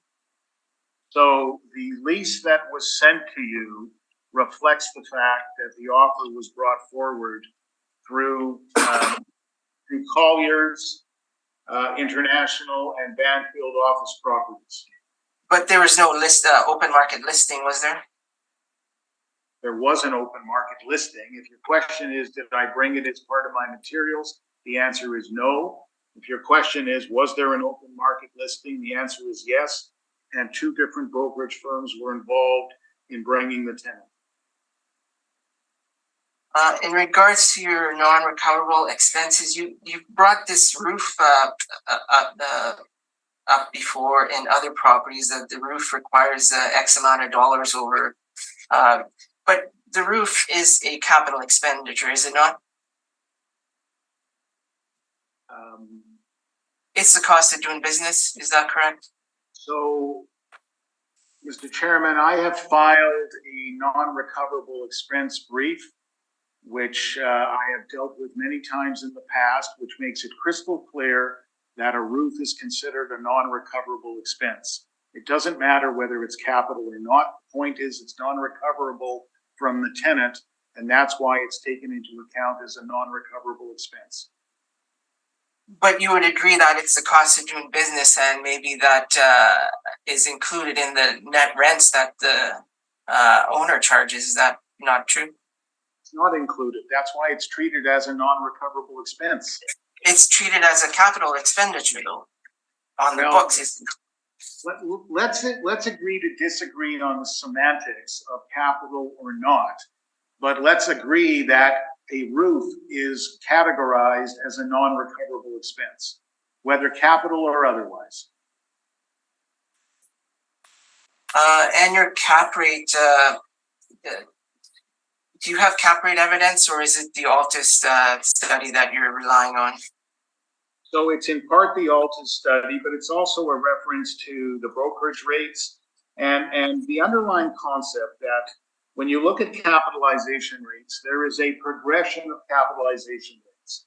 And the best quality buildings with all the best attributes will bring the lowest capitalization rates.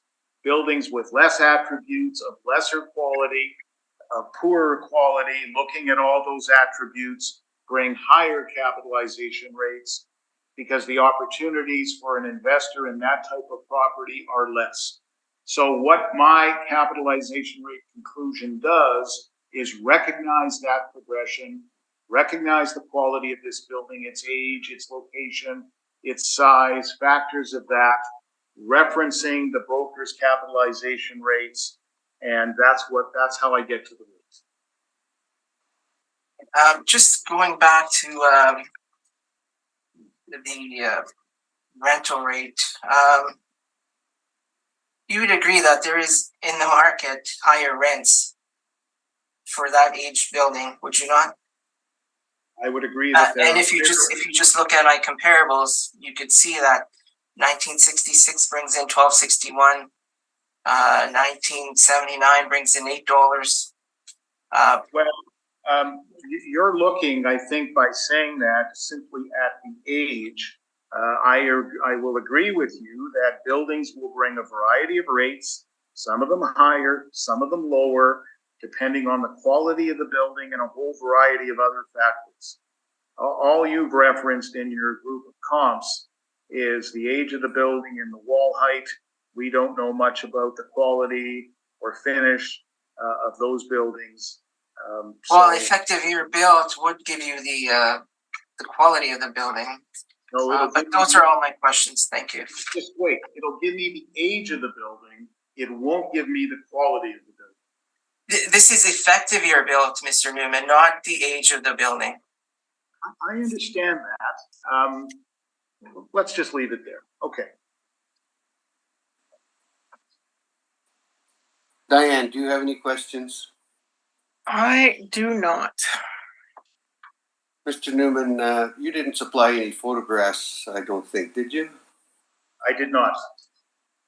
Using the city's photographs on page 10.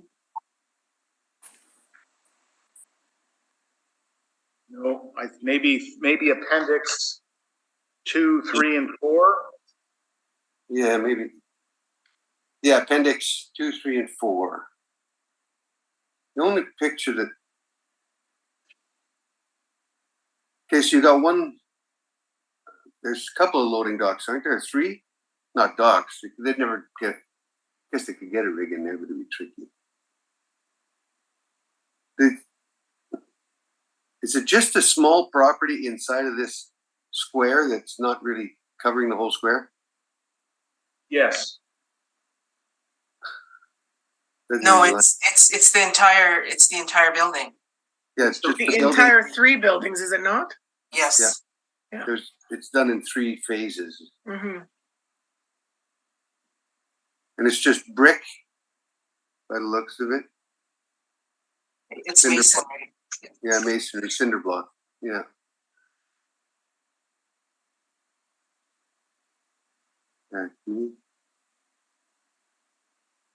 No, I want to see that map. There was a map that I had to. Oh, whoa. See? The map is on page 8. Yeah, I was getting there, but for some reason this thing just rattling on me. It's in Hold the on. North Kildonan Valley Gardens area. That's what I'm trying to see. Page 8, you said? Yeah. I just got to go back again.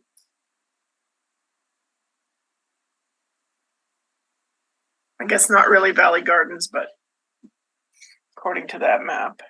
According to that map, it is. I don't think it is. I'm not sure. But there's a little industrial area there. Yeah, there is a little industrial area. Right Palliser Furniture's in that area. Yeah, and that's right. Quite right. Palliser's a little bit to the north. Yeah. Okay, now I've got my bearings on it. Okay. Thank you. And but if I was looking at what I was looking at was building.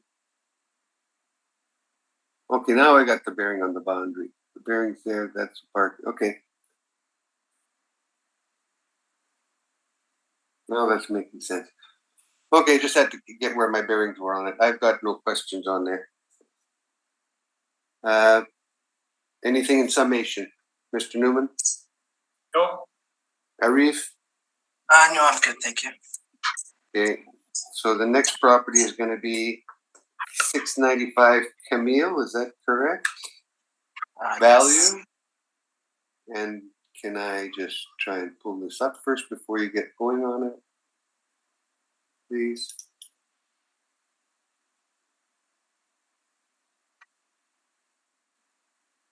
This is number 6, correct? Yes.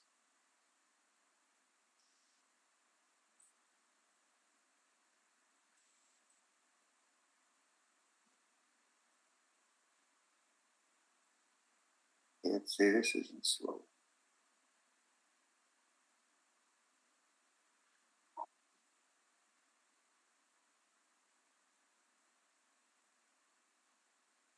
Is there nothing from the appellant on this one? There is. Okay, Yeah, there is. okay, I'm gonna go take a look here.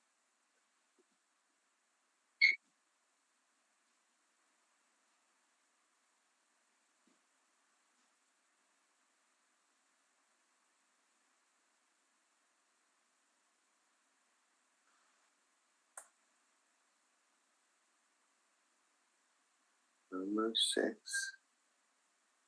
Oh, I got it now. Okay, when you're ready, Arif. Thank you. Board of Revision file number 22-2807, roll number 060934688275. Address is 69 Camille Street. Roll year is 2023. Reference date is April 1st, 2021.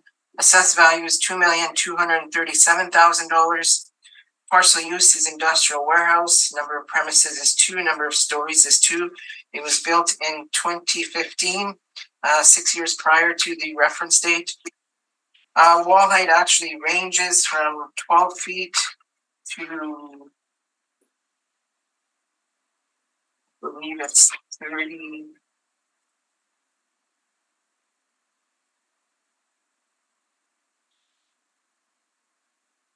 Yeah, 12 feet is not correct. I believe it's at least 27. Zoning is M2 manufacturing general. Land area is 142,168 square feet. Plan area is 14,000 square feet. Gross floor area is 17,132 square feet. Same with leasable area. Land to plan area is 10.15 to 1. Now, if we turn to my page 8.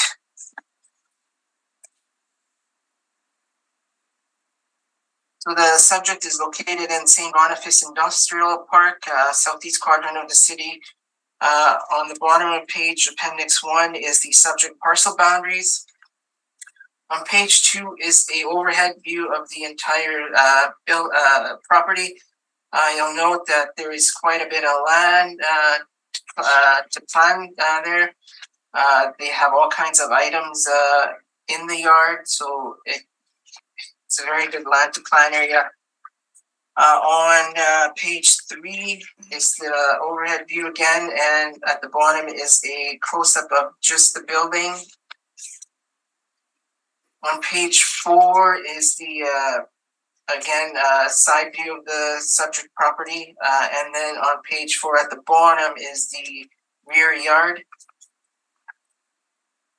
On page 5 is the street views of the subject property.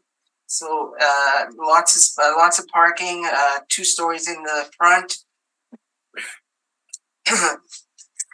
And then on page 6 is additional photos from a inspection that was done in 2016. So again, just some close-up photos. On page 7 is some pictures of the overhead doors. On page 8 is pictures of the outside yard. Page 9 is the interior views of the subject property. So at the top there, that's the back area. I guess that would be the warehouse area.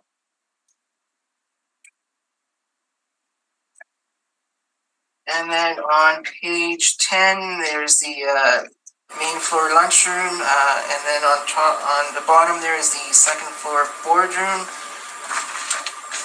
And then there's some storage space on page 11 on the second floor. Page 12 is the site plan. Okay, so on page 13 is what I was looking for. You can see the building section says 12 feet, but the rear part of the building is at least 24 feet. You can see the south elevation picture down at the bottom there. So 12 feet for the first floor, 12 feet for the second floor, and then whatever is in the rafters, I guess. Mm. And then on page 14, there's some more elevation pictures. And then page 15 and 16 is the floor layout of the building. So again, on page 15 at the, I guess the top, you would see that's the front section of the building. That'll be the first and second story. And then the rest of the building is in the back there, which would be the warehouse section.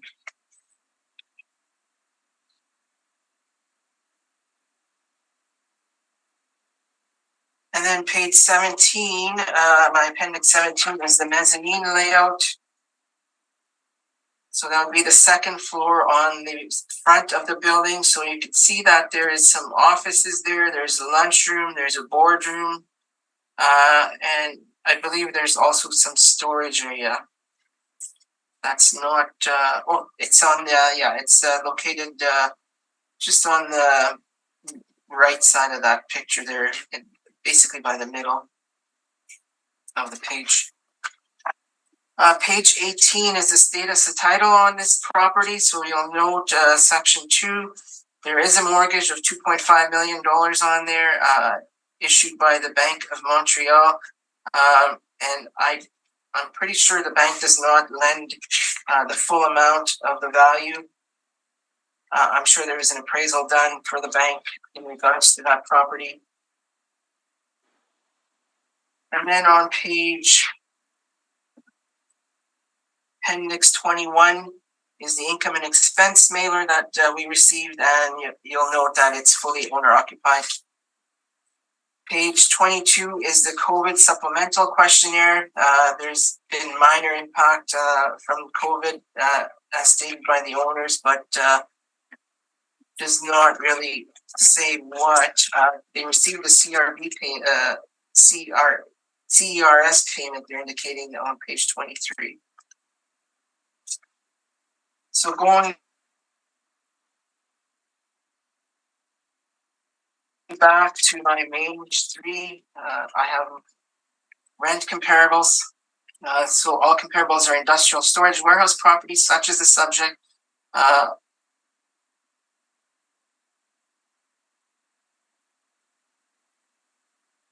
So all leases are current in relation to the reference date. Effective year built ranges from 1925 to 2006.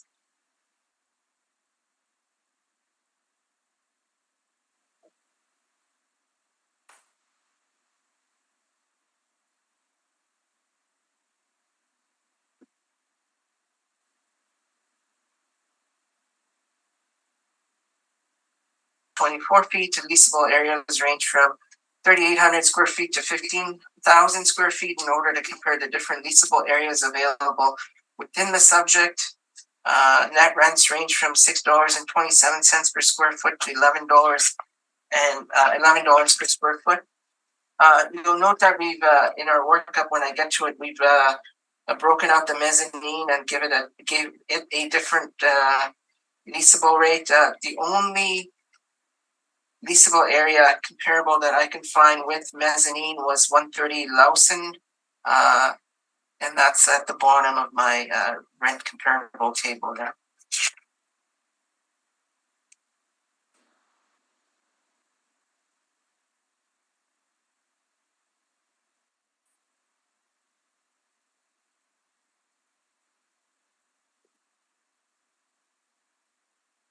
Are you frozen? Did we freeze up? Sorry? You're frozen up on me. The last thing we heard was rent comparables. The table, yeah. So Saying that that's 103 Lawson is your best property. the best property that I could find with mezzanine space. That was the last thing we heard. Okay, so going to my workup on page 4, we're utilizing an overall net rental rate of $7.27 per square foot. We're utilizing a 3% market vacancy rate. We're utilizing 3% for non-recoverable expenses and $3.85 per square foot for vacancy shortfall. This results in an NOI of $115,180. We're utilizing a cap rate of 5.15%, and you'll note that this is one of the properties that is in the top 20th percentile. It's only 6 years. It was built 6 years prior to the reference date. The size of the building is any industrial property owner would want that size of building. There's lots of land associated with that building, or that property, I should say. So again, we're utilizing a cap rate of 5.15%. This results in a rounded capitalized and assessed value of $2.237 million. And again, I just refer you to the outside industry reports. They're all indicating that Winnipeg has a robust industrial market, low vacancy, positive absorption rates, rents have increased, cap rates have decreased. And there's virtually no impact from the pandemic. So given the strong state of the Winnipeg industrial market over the last number of years, and the strong forecast for the foreseeable future, I believe that the assessed value of $2,237,000 to be. Sorry, am I frozen? We heard the last number, $2,237,000. To be fair and equitable, and I respectfully ask that the board confirm this value. So I'm open to questions. Thank you. Mark, questions? Yes, so let me indicate there's no challenge to the rent, and there's no challenge to the other variables. The sole issue in this case is the capitalization rate.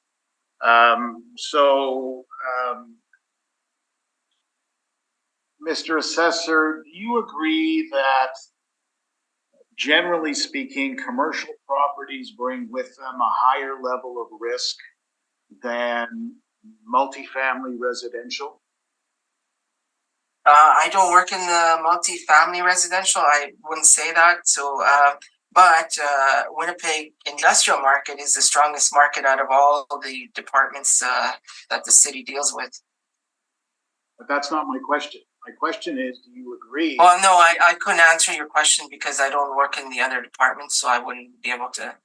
Well, I don't think you need to work in multifamily to know that, generally speaking, commercial properties are seen as having a greater level of risk than multifamily. So can you? I wouldn't agree with that because, like I said, I couldn't answer that. All right. So let's look at your capitalization rate chart on page 6. And the way it's laid out, the first section is office buildings, and the downtown office, the Class A office buildings are at 6%. The Class B office buildings are at 6.75%. The suburban A buildings, 20th and 80th, are 5.6 to 6.9.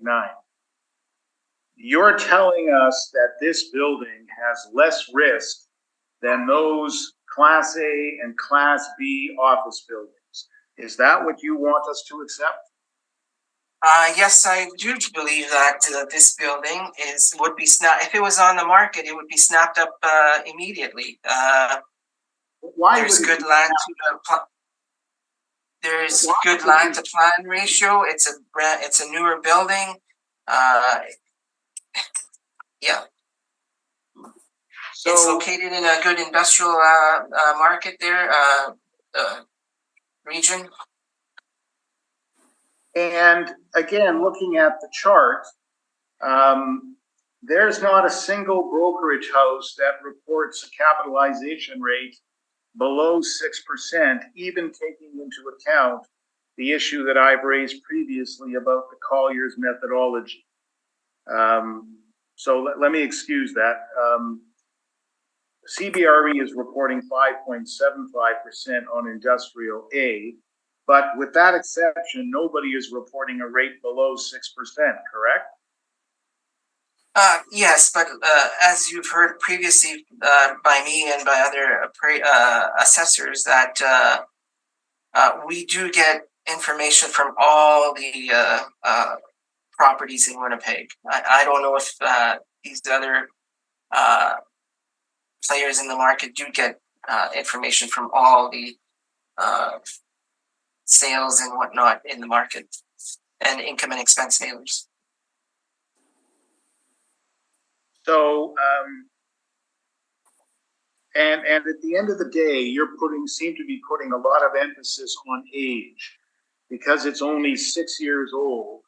That age and land to plan, the location, and basically the risk. I do not believe there's risk involved in this building. Well, don't you think there's risk involved whenever you have a small local business as your tenant? Sorry, could you repeat that I believe there is risk involved whenever you have a small local business as your tenant. Oh, there's risk in all businesses, but yes, but this is not a government tenant. This is not a bank. So why do you think there's no risk when there's a small? Well, I did not say no risk. We're giving it a cap rate. I did not say no risk. We're well within. But you're giving it a cap rate below the level of multifamily. People always need somewhere. I have no idea about multifamily, Mr. Newman. Well, we're talking about an industrial property here. Gentlemen, let's not argue. We can't hear a thing when you do this because it breaks in and out, in and out, in and out. So can we just go back to the line of questioning, please? I think he's admitted he knows nothing about multifamily. Let's move away from that, Mark.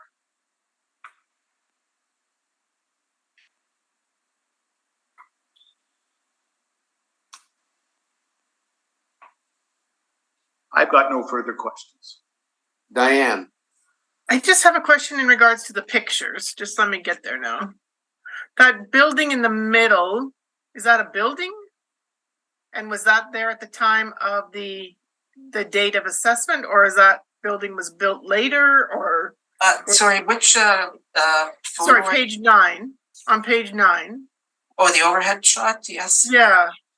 I mean, that white thing looks like a covered thing, like a temporary thing, but the middle thing with the blue little boxes around it and the red on the left-hand side, is that actually a building? There's one Quonset there, and then if you turn to my page, Appendix 8. Okay, just a minute.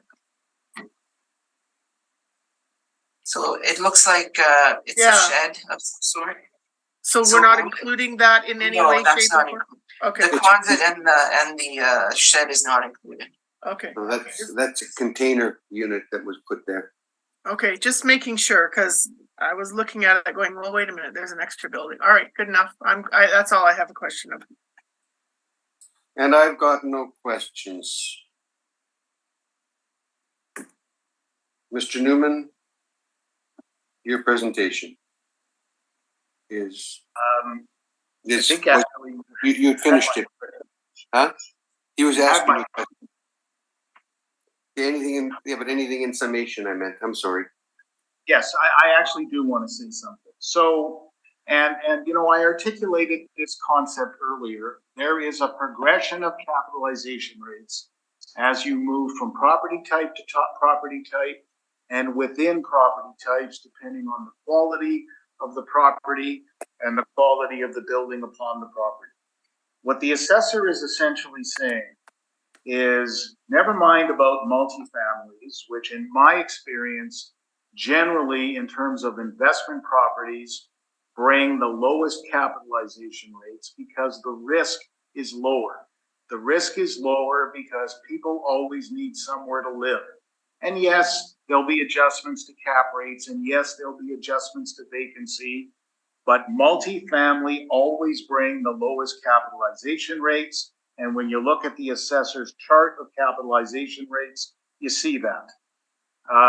The assessor wants us to accept that this industrial property, yes, I readily acknowledge it was built in 2015, but that this property should get a capitalization rate of 5.15%. We lost you. Hello? All of the multifamily that. Mark, we're losing you. We're going to shut off our cameras again. So so let me start over. What I'm telling you is there's a progression of capitalization rates. It varies from property to property. It varies from property type to property type. Generally, it's always been acknowledged that the lowest capitalization rates are found in multifamily properties. And that is because people always need somewhere to live. And yes, vacancy may move around. And yes, capitalization rates may move around a little bit. But it's always people need somewhere to live. The assessor wants to put the cap rate on this industrial property. Yes, built in 2015, but that's not the be all and the end all.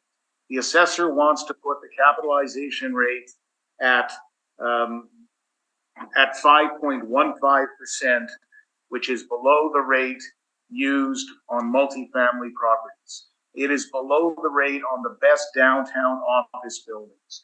It is below the rate on the best retail buildings. That's not appropriate. It's got to have a higher rate. Well, for my brief, as I told you, I use all the assessor's variables where I bring the cap rate up to 6.75%. I recognize the age by using a somewhat lower capitalization rate, and that drives a value of $1,706,000. So really, I wanted to say to you in summation, just don't lose sight of the fact of the concept of the progression of capitalization rates through different types of properties, and the fact that 5.15 is below almost every capitalization rate the city uses. Thank you. Arif, do you have anything in summation? Well, I have questions. Okay. Questions on what? This was his summation. Well, You still have questions yet? Well, let me just say that Mr. Newman is indicating that office and office and retail should have higher or should have less of a cap rate compared to industrial. But when COVID hit, the first buildings that saw a decline were office and retail. And furthermore, I'll just point out that Mr. Newman agrees with our rental rate, which is model driven. He agrees with our vacancy allowance, which is model driven. He agrees with our shortfall and vacancy, which is model driven. He agrees with our non-recoverables, which is model driven. And he doesn't agree with our cap rate, which is model driven. He agrees with everything else, so I don't understand how he could disagree with our model cap rate. And in addition, there is a mortgage on this property that is worth more than our assessed value. So I believe that we have been pretty fair and equitable in assessing this property. So, and that's my summation. Thank you. I'm just going to conclude by saying he said it without prejudice, if you read his statement or heard his statement. But we'll leave it at that. That'll conclude that matter. I'm going to come back online again. So now we can go to the next one, which will be 615. Camille, that'll be under fair tax, though, so we'll have to bring them in. Do you want to take a few minutes, Diane? Yes, please. Okay, let's take 5, okay, Bellen? Ellen, you there? Is Bellen there? Take 5. We'll call the meeting back to order. We'll be dealing with the property at 615 Camille. Its value. And Arif, if you want to read it off, please.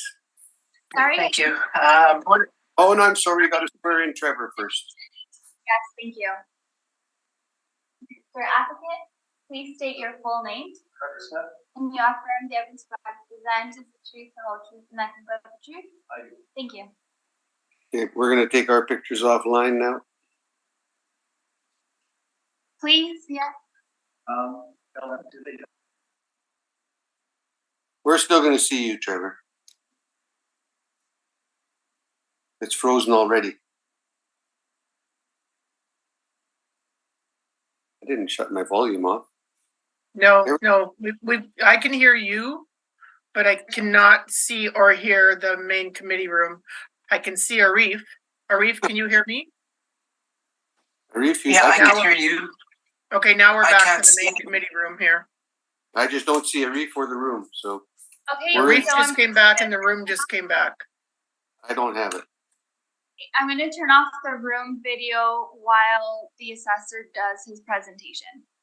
Okay. Arif, go ahead. Okay, thank you. Board of Revision file number 22-3545, roll number 0605311000. Address is 615 Camille Street. Roll year is 2023. Reference date is April 1st, 2021. Assessed value is $3,758,000. I received that email from the board on December 5th indicating that this value was to be confirmed by Fair Tax. So I'm just wondering, are they confirming? Trevor? Yes, we're seeking confirmation of the assessed value. Can you hear me? Yes. Yeah. Arif? Yeah. So you read all the information that we need then? And they've agreed to a confirmation. You've agreed to a confirmation. Any questions, Diane? No, Okay, let's move on to the next one. The next one will be 585 Camille. Okay, Board of Revision file number 22-3546, roll number 060531105000. Address is 585 Camille Street. Roll year is 2023. Reference date is April 1st, 2021. Assessed value is $10,489,000. And again, per the email from the board on December 5th, I believe Fair Tax is asking for confirmation on this property as well. Is that correct, Trevor? You're asking for a confirmation? That's correct. We're seeking confirmation. Okay, Diane, do you have any questions? no, sir. Okay, we'll move on from that one. Let's move on to 1540 Seal Avenue. Again, just value? I believe so. Yep. That's all I can see.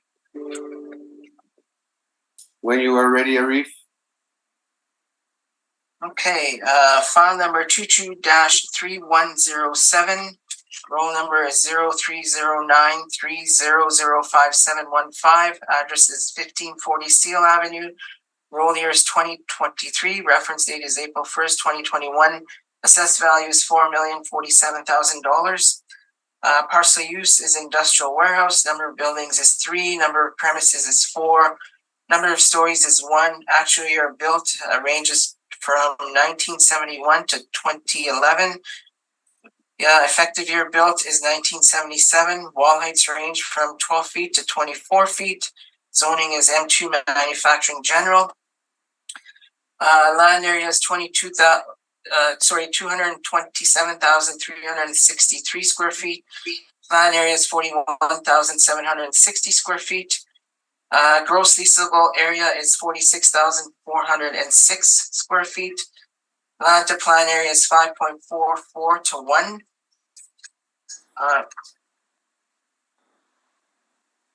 If you turn to my page, electronic page 8, my appendix page 1. So there's the map of the subject. It's in the southwest quadrant of the city. On page appendix 2 is the subject parcel boundaries.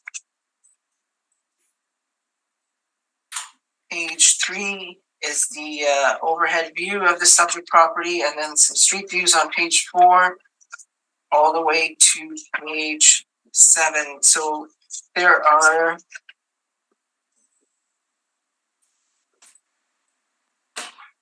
on page 8 is the site plan, and then on page 9 is the building sections. There are 3 sections to the building.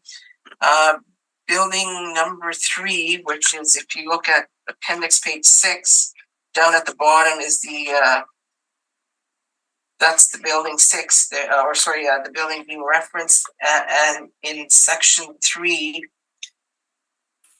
on page 9 of my appendix, and that building has an HVAC system with in-floor heating system also. And I believe there's an issue with the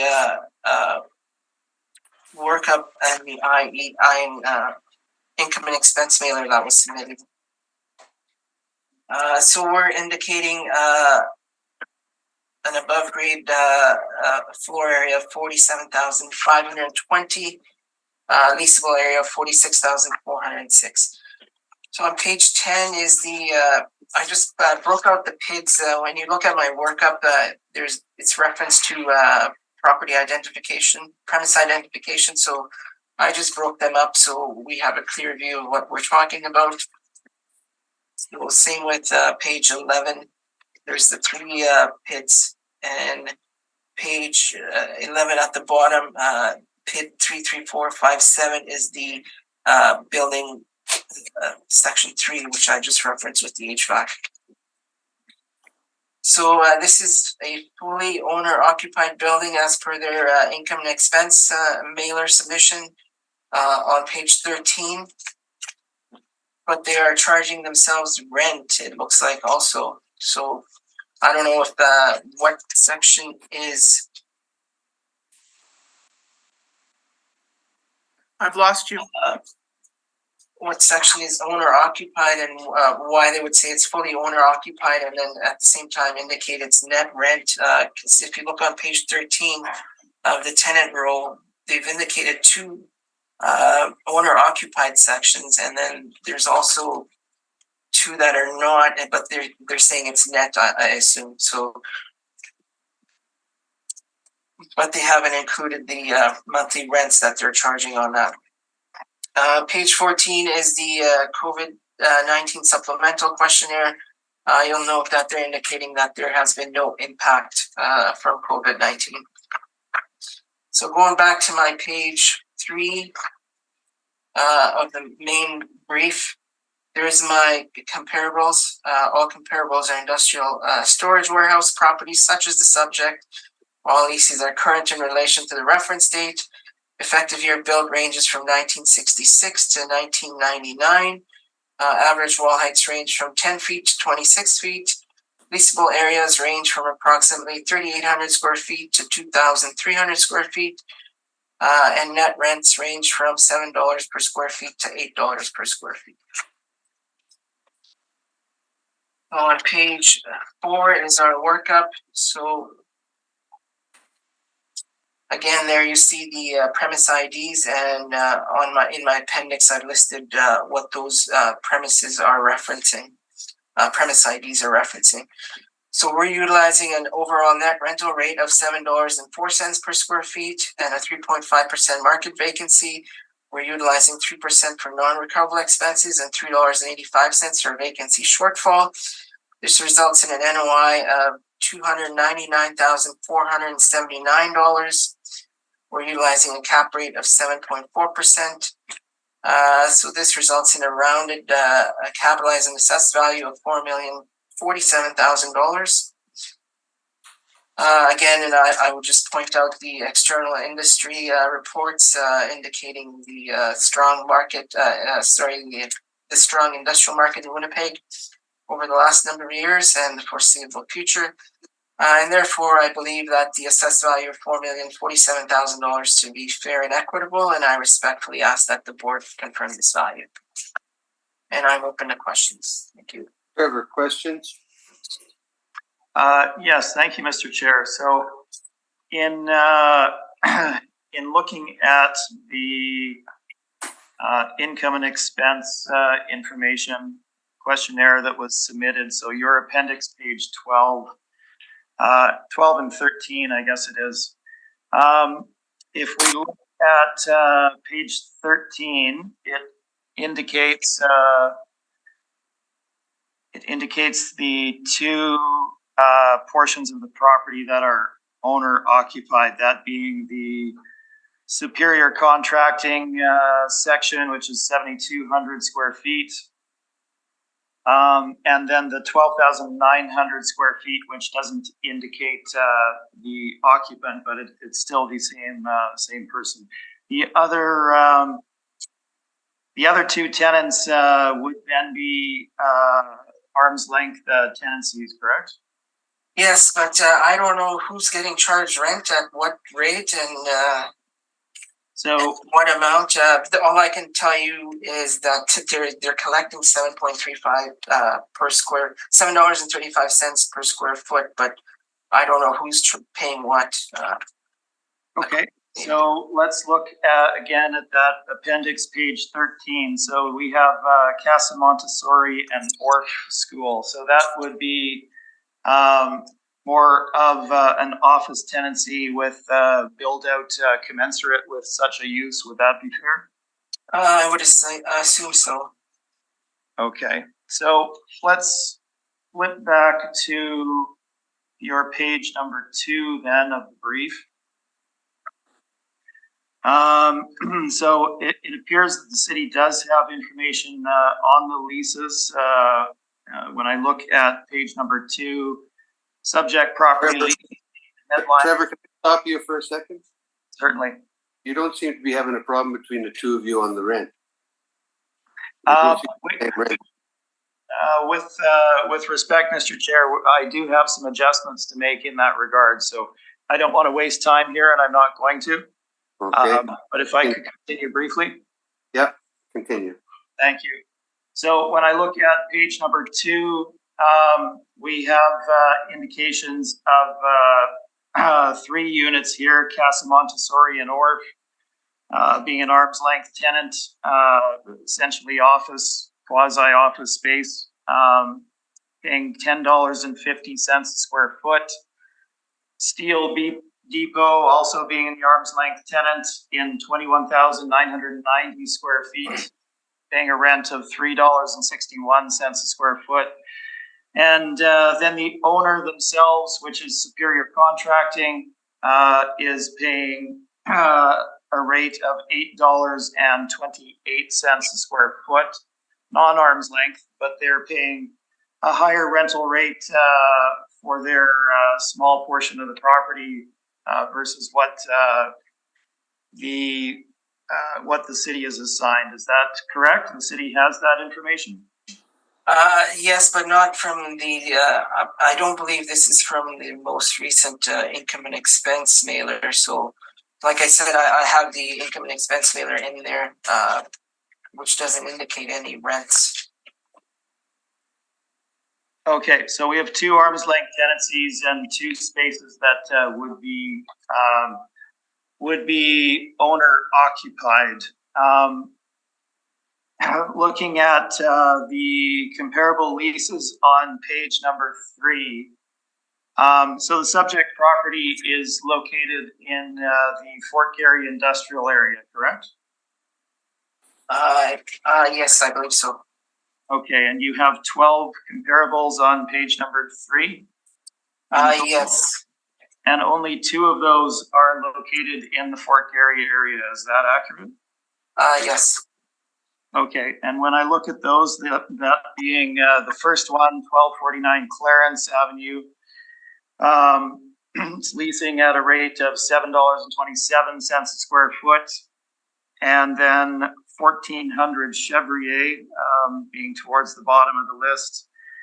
It is leasing at a rate of $7 per square foot. Are those are both accurate?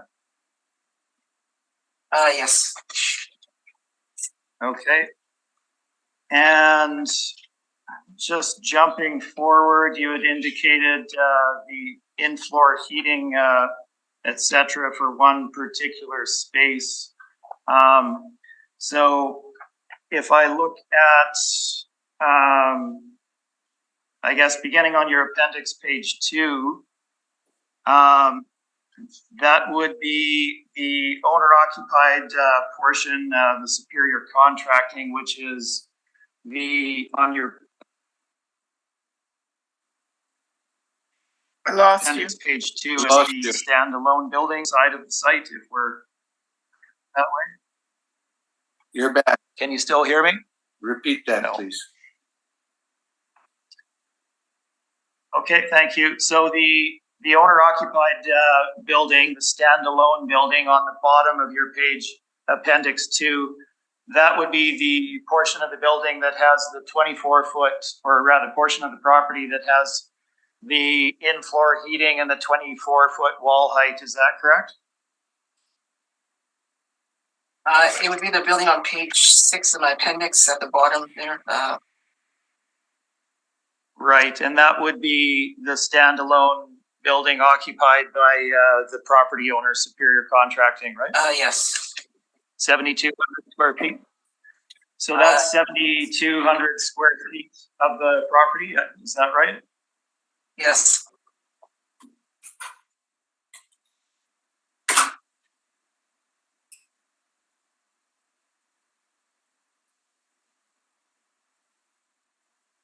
Sorry, not hearing anything. All frozen up again. Sorry, can you hear me now? Yeah, all I last heard was the 7,200 or something square feet of that building. Correct. Okay, I just indicated that that was my last question. Thank you. Okay. Okay. Thank you. Diane, questions? No, I do not. I'm afraid to make everything go off air if I ask a question again. Let's go back to you, Trevor, on your presentation, please. All right, thank you, Mr. Chair. So as I indicated, I do have some adjustments to make with regard to the valuation of this particular property, and all of the material is in evidence today. So I think we should be fine on that front. If we look at the city's evidence on page number 2, as well as the appendix, page 12. Of your report, sorry, or his report? This is of the city's report. Okay, sorry. So if we look at the material on City of Winnipeg's page 2, we have information with regard to 3 of the spaces in the property. The top 2, Casa Montessori and the Steel Depot, are arm's length tenancies. So we have a quasi-office tenant with a daycare school paying essentially an office rate of $10.50 a square foot in an industrial area. That's fine. That's what they're paying. Steel Depot, they are in older building on site. They're occupying nearly 22,000 square feet. And they're paying a rate of $3.61 a square foot for that space. Again, the wall height there is significantly lower than modern standards in that portion of the property. Then we have Superior Contracting. This is the owner. they are paying themselves a rent of $8.28 a square foot. Now, this is a non-arm's length lease. It's above the rate that's being assigned to it by the City of Winnipeg's model, but that is what they're paying. I'm not saying it's necessarily indicative of market, but that's what they're indicating they're paying. Now, if you take those leases and create the annual revenue from that, you get $184,318.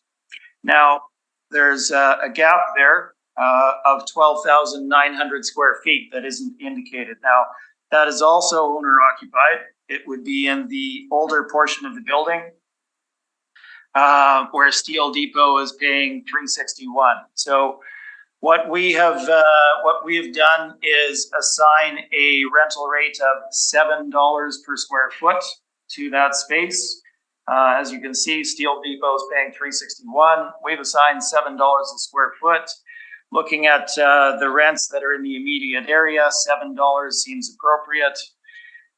If we take 12,900 square feet at $7 a square foot, you get $90,300. This gives you a total gross revenue of $274,618. Now, flipping forward to the income and expense for the subject property on page number 12 of the city's brief, it indicates a gross or a rental income of $290,187. Now, that's in the neighborhood of $16,000 higher than what I've indicated there for you at $274,000 using the in-place rates, as well as a projection of $7 a square foot. So in looking at the subject property, it is a revenue producing property. It should be valued based on the income model. We have arm's length leases in place on a significant portion of the building. We have the owner paying an above market rate for the one space that they occupy that has in-floor heating and a relatively high wall height. And we're assigning a market rent of $7 a square foot, which is consistent with the evidence before us. So we have elected to use the income and expense information of $290,187 as indicated in the income and expense report. Again, that's $16,000 higher than what we're suggesting the revenue would be. Now, let's flip, if we could, to what's indicated as page number 2 on the fair tax brief. And I'll just walk you through these adjustments. So our top line, instead of $326,000 plus, we have $290,187. If you do the math, this comes out to an average of $6.25 a square foot. Vacancy would then be $10,157, giving us an effective gross income of $280,030 rather. The vacancy shortfall remains the same. Our structural amount at 2% becomes $5,600. The non-recoverable expenses become $14,002. And our net operating income becomes $254,175. 254 what? 254,175. Mhm. That brings us down to the capitalization rate. I'm also going to make an adjustment here based on location of the property. The one newer portion of the property with in-floor heating, high ceiling height, demand in the area, etc.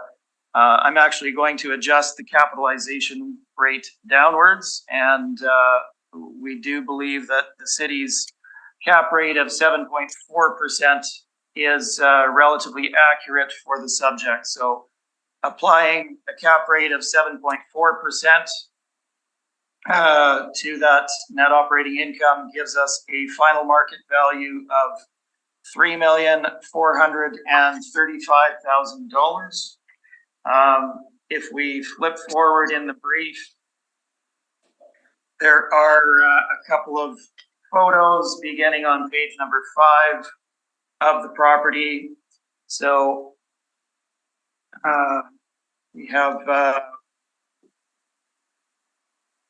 pages 5 and 6 indicating the one building. The Montessori is located in that portion of the building shown on page number 7. And I believe that is the end of the photos. The rest of the material is with regard to non-recoverable expense. I know everybody has heard extensively on this subject, so please carry forward all comments that we've made in our hearings to you on that subject. I don't think we need to debate that. I will point out on page number 9 the industrial capitalization rates that are indicated, and again, we're in agreement on the cap rate of 7.4%, but the first capitalization rate indicated there at 700 Mission Street. I would ask the panel to strike that particular reference. That capitalization rate is inaccurate as presented with the rate as shown. Further information has come to light, and we'd like to remove that from consideration. That is my presentation, and I'm open for questions. Arif, questions? Yeah, sorry, I didn't get the final assessment value there. Certainly, it's $3,435,000. Okay, so you are using actual income, is that correct? Or actual rental income, is that correct? $187,002. I used the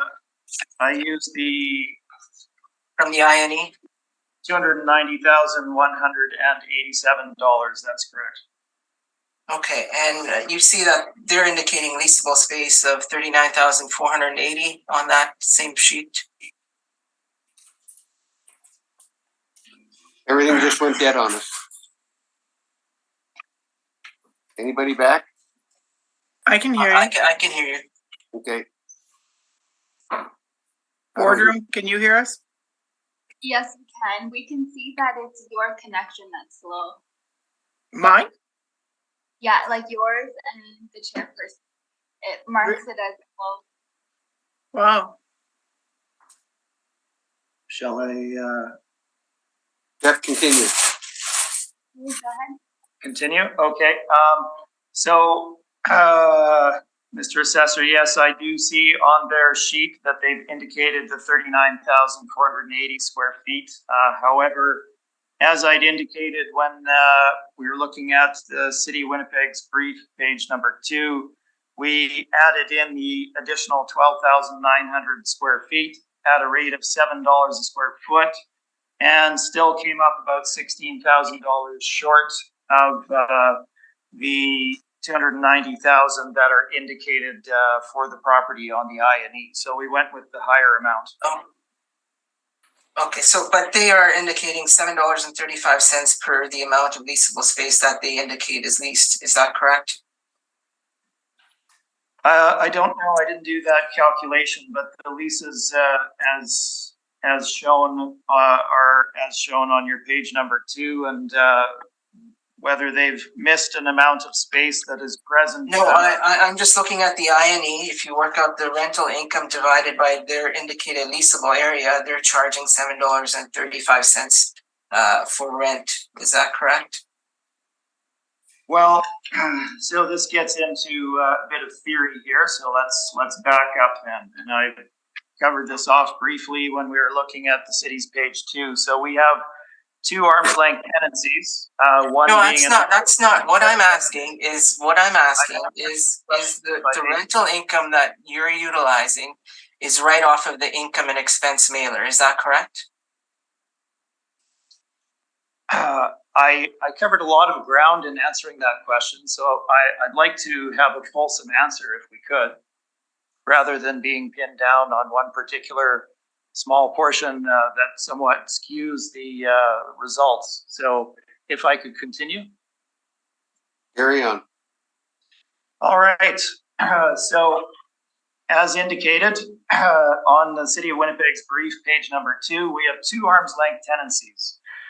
One paying essentially an office rate for a Montessori school of $10.50 a square foot for 4,316 square feet. We then have another arm's length tenant in older portion of the property, lower ceiling height at $3.61 a square foot, 21,990 square feet. We then have the owner themselves in a 7,200 square foot space, which coincides with the newest building on site that has the in-floor heating, paying themselves a non-arm's length rental rate of $8.28 a square foot. We have no further indication with regard to the additional space. So we made the projection based on $7 a square foot, which gave us $274,618 inclusive of all of the leasable space in the property. The actual amount that is indicated on the INE comes to $290,187, $16,000 higher. I'm assuming that takes into account the 12,900 square feet, which is shown on the appendix page 13 in the INE as well. So we've accounted for all of the space, and if you do the math, it comes out to $6.25 a square foot over the total leasable area. Yeah, I'm just having a hard time following you since you're making all these changes like right at the board. So my question was, your rental income is $290,187.02. Is that correct in your workup? That's correct. Okay, so when you took it right off the INE. So how come you did not take the leasable area that they utilized there for 39,480 square feet? Because it's incorrect. Okay, it's incorrect because I don't get how it's incorrect when they indicate a leasable area of 39,480. So you're saying the applicant is incorrect in stating that and forwarding it to the city? Absolutely, I'm saying they're incorrect. Okay, I have no further questions, Mr. Chairman. A property owner who is an owner occupant to identify. Well, how do you know the income is correct then?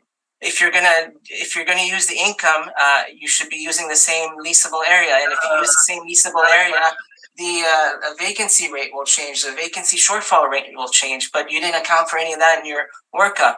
And I don't think you should be allowed to include all these changes at the board. You should have submitted these to myself prior to the board. Those are all my questions. I'm certain that the panel will take that into account, and I guess my experience, Mr. Mutas Mohammed, is that we haven't reached agreement on any other properties in the past, so I don't really see that changing in the near future. Gentlemen, Those are all the questions I have, Mr. Chairman. Thank you. thank you. Diane, do you have any questions? I hate to go back to this 39,000 and blah, blah, blah here.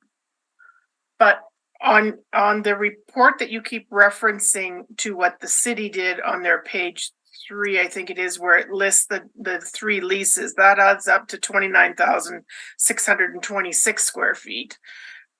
This page that you're referencing on the I&E mailer is showing 39,480 with a rental income of 290. I just want to verify that you do see that it says 39,480.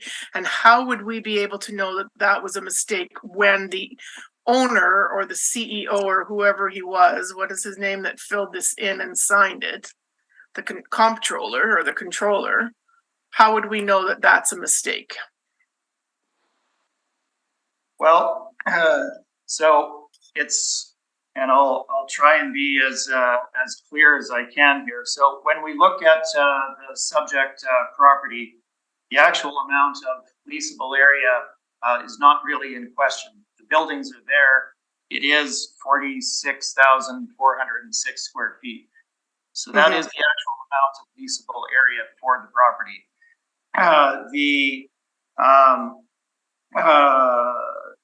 Page number 2 of the city's brief gives you the 3 portions, but not the 4th one, which is 12,900 square feet. Okay. Now, if we go to the income and expense information as submitted by the property owner, page numbers 12 and 13 of the appendix.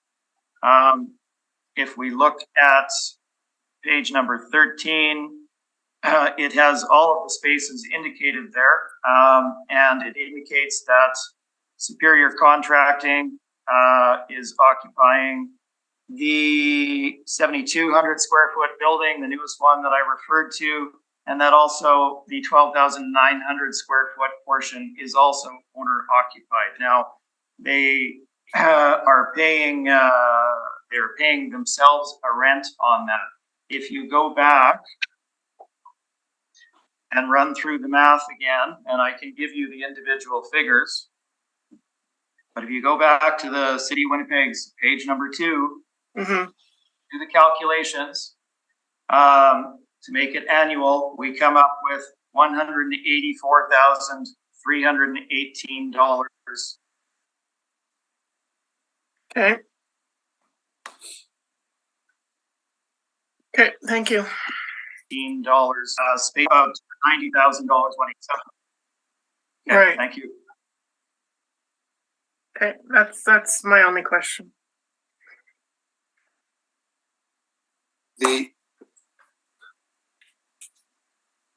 Originally, looking at your page 3, you agreed with the $7.04 rate. Yeah. Are you now disagreeing with that 704? So I will clarify slightly. I was not involved in the preparation of this brief, and I do see what has been presented, but when we review the actual material for the property, yes, I am in disagreement with that overall $7.04 per square foot for the property. Okay. So you got a disagreement there on the rent, you've got a disagreement on the non-recoverable, and you've brought your cap rate down to equal the city's at 7.4, correct? That's correct. You've also adjusted your shortfall, and you've adjusted your structural and your vacancy rate, correct? I made the adjustments based on the percentages there, yes. So we did make the financial calculation there. Do you You still understand? use the 3.85 and the 3.5. Yes, we used the Okay. 3.85 shortfall and the 2 and the 5% for structural and non-recovery. Okay. Okay. I will leave it at that. Anything in summation from you first, Trevor? I'm fine, Mr. Chair. Thank you. Arif, anything in summation? Yeah, maybe I'll just say that if you're gonna be changing square footages or using some information from the income and expense mailer and then not using the other information that's included, I don't think you can just pick and cherry pick what you want to make it equal whatever you want. Come on, Arif. Arif, we always choose. You know us. If I may then offer a summary myself, as I'm fairly confident the panel is aware, in this particular circumstance, time is an issue. We're not looking to spring anything new on either the panel or the assessment department themselves. It's simply a fulsome look at the property in the very limited amount of time that I had to do so. So that should provide you the background you need, I believe. Okay. Thank you very much for your information, gentlemen. We will deal with it after. We are now going to move on to what I believe is the last one at 167 Higgins. Is that correct? Correct. And that's number 10.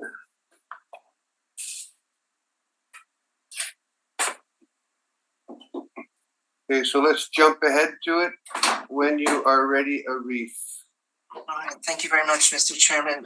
Border Revision File Number 22-3603, roll number 13091881000.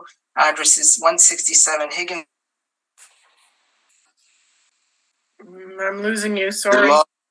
You're gone again. 67 is April. All I heard was 167 Higgins. Sorry. Start at the top again, please. Okay, roll number 13091881000. Address is 167 Higgins Avenue. Roll year is 2023. Reference date is April 1st, 2021. Assessed value is $2,434,000. Parcel use is industrial warehouse. Number of buildings is 3. Number of premises is 1. Number of stories is 2. Actual year built ranges between 2008 and 2014. Same with effective year built. Wall heights range from 9 feet to 18 feet. Zoning is multiple use. Land area is 26,217 square feet. Plan area is 16,682 square feet. Leasable area is 21,682 square feet. Land to plan area is 1.57 to 1. If you turn to my page 8 in the electronic brief or appendix page 1, so you'll note this subject is located basically downtown. At the bottom of page 1 is the subject parcel boundaries. On page 2 is the overhead view of the subject property. And then at the bottom is the street view of the subject property. Same thing with page appendix 3. On page appendix 4 is the building sections. Again, you'll note that there 2 sections were built in 2008, one with 9-foot wall height, one with 18-foot wall height. Building 3 was built in 2014 with a 5,000 square foot area and a wall height of 10 feet. At the bottom is permits starting at 2008 to 2019. You'll note that the permits total $2,209,000.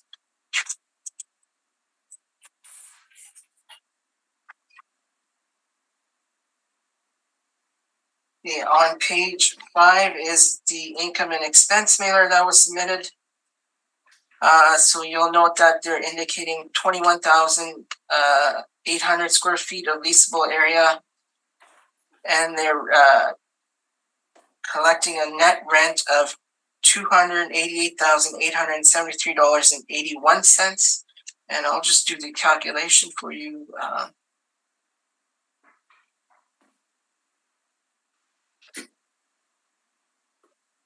Which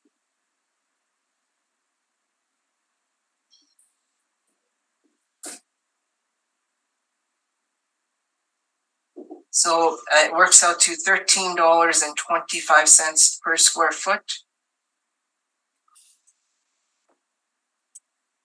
Then on page 6 is the tenant roll at the top there. And then on page, at the bottom of page 6, there's the COVID supplemental questionnaire that was submitted to the city. You'll note that they're indicating there's only a minor impact from the pandemic, but they didn't state what that impact was. So going back to my page 3 of the main brief, you'll note that all comparables are industrial storage warehouse properties, such as the subject. All leases are current in relation to the reference date. Effective year built ranges from 1959 to 1989. Average wall heights range from 12 feet to 18 feet. Leasable areas range from approximately 19,700 square feet to 23,000 square feet. And depending on the leasable areas, net rents range from $7.75 per square foot to $12 per square foot. On page 4 is our workup. So we're utilizing a net rental rate of $8.26 per square feet. We're utilizing a 6.5% market vacancy rate. We're utilizing 3% for non-recoverable expenses, $3.85 per square foot for vacancy shortfall. This results in an NOI of $157,002. We're utilizing a cap rate of 6.45%. This results in a rounded, capitalized, and assessed value of $2.434 million. I'll just point out on the following page, you'll see that there has been some recommendations on this property, and the applicant has accepted those recommendations. And there's also a board decision from 2018. So given the strong state of the industrial market in Winnipeg over the last number of years and the strong forecast for the foreseeable future, the permits for improvements over the years totaling $2 million, over $2 million, I believe that the assessed value of $2.434 million to be fair and equitable, and I respectfully ask that the board confirm this value. And I'm open to questions. Trevor, questions? Yes, thank you, Mr. Chair. So the subject property, 167 Higgins Avenue, can we agree that that is located in the Point Douglas area of Winnipeg? Yes. Okay. And how would you characterize the Point Douglas area? It's well, they built a $2 million college there. So yes, but that wasn't my question. How would you characterize Point Douglas? Characterize it as it's downtown. There's industrial properties there. There's industrial park in there. There's industrial properties there. So would the majority of properties be in the majority of properties that are in that Point Douglas area that are on Higgins and the other industrial streets, would they be of an older construction, lower quality, etc.? Yes. Okay, and if we were to drive down Higgins Avenue, would we find any other new construction similar to the subject property? I couldn't answer your question. I'm not sure. All right, and the city is aware that the subject is owner occupied. Is that correct? Yes. And that the property itself is a the Negan College of Applied Technology, and it's used for job and education training. Well, I'm not sure. I would agree. Okay, and so if the city were aware of that, the indication, and this comes up very frequently, so I do want to mention it. The appendix page 6, the COVID questionnaire that's indicated there. Now, you have of course brought up that they indicate that it's a minor impact. Would the college being closed from the beginning of COVID essentially onwards be a significant impact or a minor impact? Well, I'm not sure if it was closed or not. We were all closed here in the city. We worked remotely. I'm sure there's remote education happening. So I'm not sure. So my question was, would that be a significant impact or a minor impact? They've indicated a minor impact. Yes, that's not my question. If they were closed for operations. Well, obviously they've indicated a minor impact, and that's all I can go by. What am I going to put words in their mouth? No, we're not asking for their words. We see them before us here on the page. Well, I would have to take their word for it and say it's a minor impact. All right, that's fair. Let's go back to City of Winnipeg's page number 3 then. So again, we're agreed that the subject property is located in the Point Douglas area. Are any of these lease comparables on page number 3 in the Point Douglas area? No. These are larger properties that I could not find larger property comparables in the Point Douglas area. So let's look at the comparables then. Number 1, 1530 Gamble Place. It indicates that the wall height here is 12 feet. Now, when I go into the property attributes on the City of Winnipeg site for that property, it indicates ceiling height of 27 feet. Is there? It would be average wall height. Its average wall height would be 12. So I'm assuming the average would be 12. Okay, that's an assumption. Is that right? Similarly, number 2, 1313 King Edward Street, also wall height being indicated on the City of Winnipeg's attributes page of 24 feet with much more recent construction than 1959. Is that an error as well? No, I'm telling you the lease. We're losing you. We'll have to repeat it.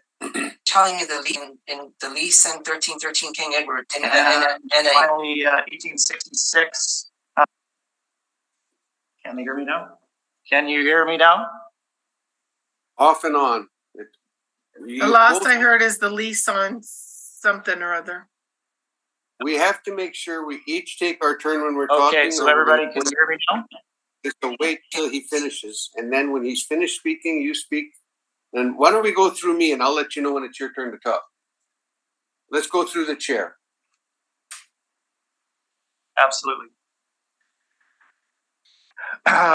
So my last question, which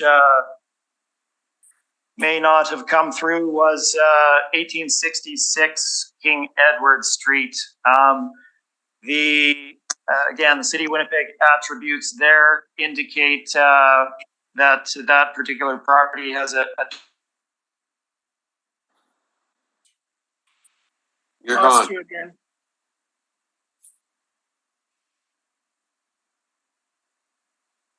You're gone.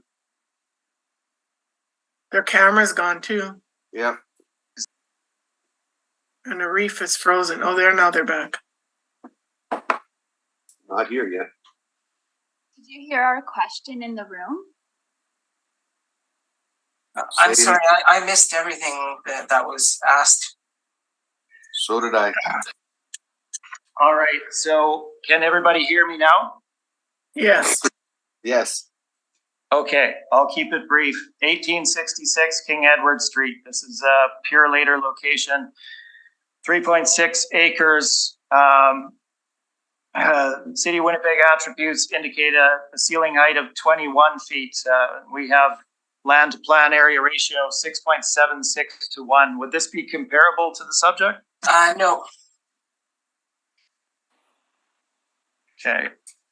Arif, Those, if you can answer the question. No.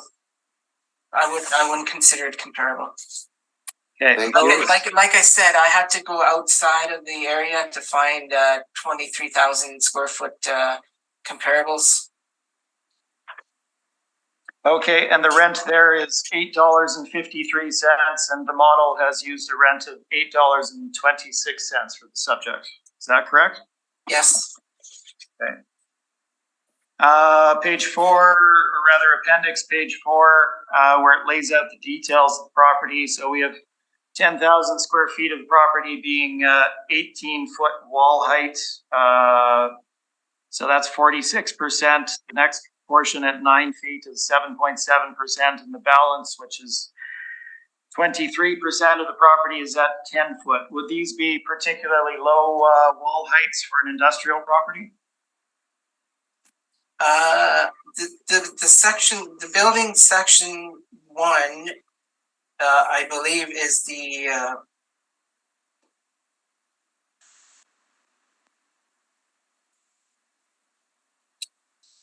Lost you. No, he was still there. building section building 2 section 1. It would kind of be a low height, is yes, but the others are. Yeah, I believe 2 and 3 section 1, building 2 and 3 section 1 in each of those buildings would be I think the office area of the subject property or the classroom area. But you've not visited the site, correct? I have driven by it. I have not been in it. Okay, those are all of my questions. Thank you.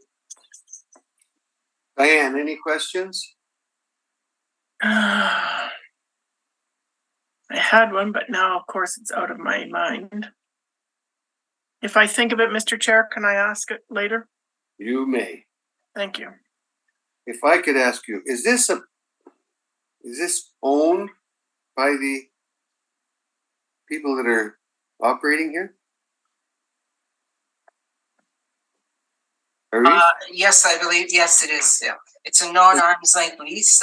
They're charging themselves a rent of $13.75, I believe. Yeah, so can we go to their income statement then, please?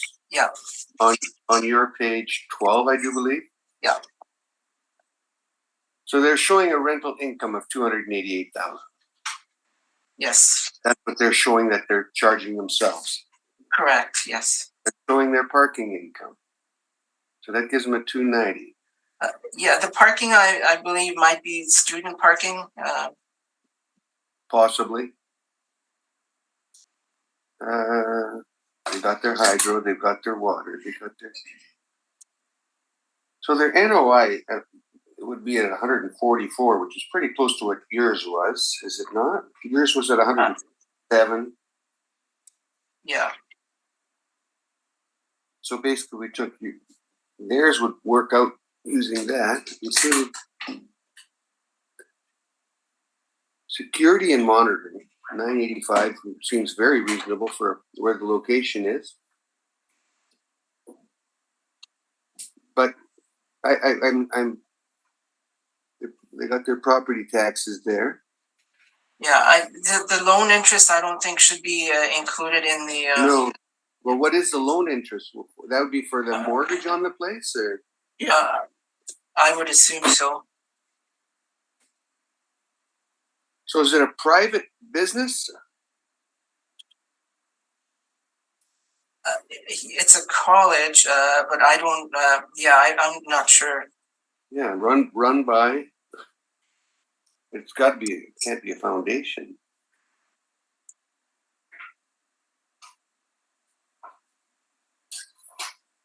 executive director.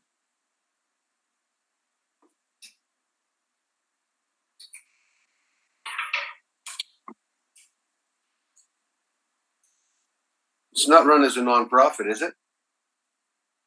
No, then they would be exempt, I believe. But no, I don't believe it's nonprofit. Okay, I'll have to hear from where Trevor's coming on this one then. Diane, did you think of your question? No, No? no. You can always come back. Just to go back to what you just said, it would be exempt then, but it is exempt. It would be exempt on the school tax side, or the charity side. Okay, thank you. No, I can't think of my question. I'm sorry. Okay, Trevor, if you want to make your presentation. Yes, thank you, Mr. Chair. So just to, I guess, give the background, for the property, the executive director that you were referring to for the Negan Center Inc. Shown on the application on City of Winnipeg's page number 8. That's Marilyn Bartlett. She's also indicated as working for the aboriginalcenter.org. So what we have here is a campus, essentially. The former CPR site is essentially the beginning of it, and the Negan, pardon me while I get my terminology correct here, the Negan College of Applied Technology, the Negan Center, and the associated student housing is all located immediately adjacent to that. So they have built in this unique area of the city a complex that is devoted to education for the Indigenous population of Manitoba. The Negan Center Inc. Obviously is overseeing the housing, the subject property being the educational portion of that overall campus being the Negan College of Applied Tech. And what they provide there is both job and education training to their members. Now, a lot has been made of the income and expense form and the COVID questionnaire indicating a minor impact. I will point out that the City of Winnipeg sends these questionnaires out to obviously all property owners in the city. Not all of them are experienced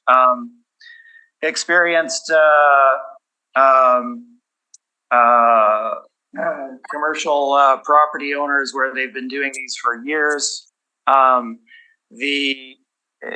The questionnaire, if you read through it, is not super clear, and the intent of it is certainly very nebulous. So when an owner occupier such as this, in the course of their daily business, glances at this and runs through and checks off some boxes, they're not necessarily thinking that the fact that they're not open and operating during a significant portion of the COVID period would be considered as a significant impact on the realty that doesn't necessarily meet their minds. They're looking at the specific costs, so that being, say, provision of additional cleaning supplies or what have you. Obviously, in that respect, they'd be minimal because they're not open.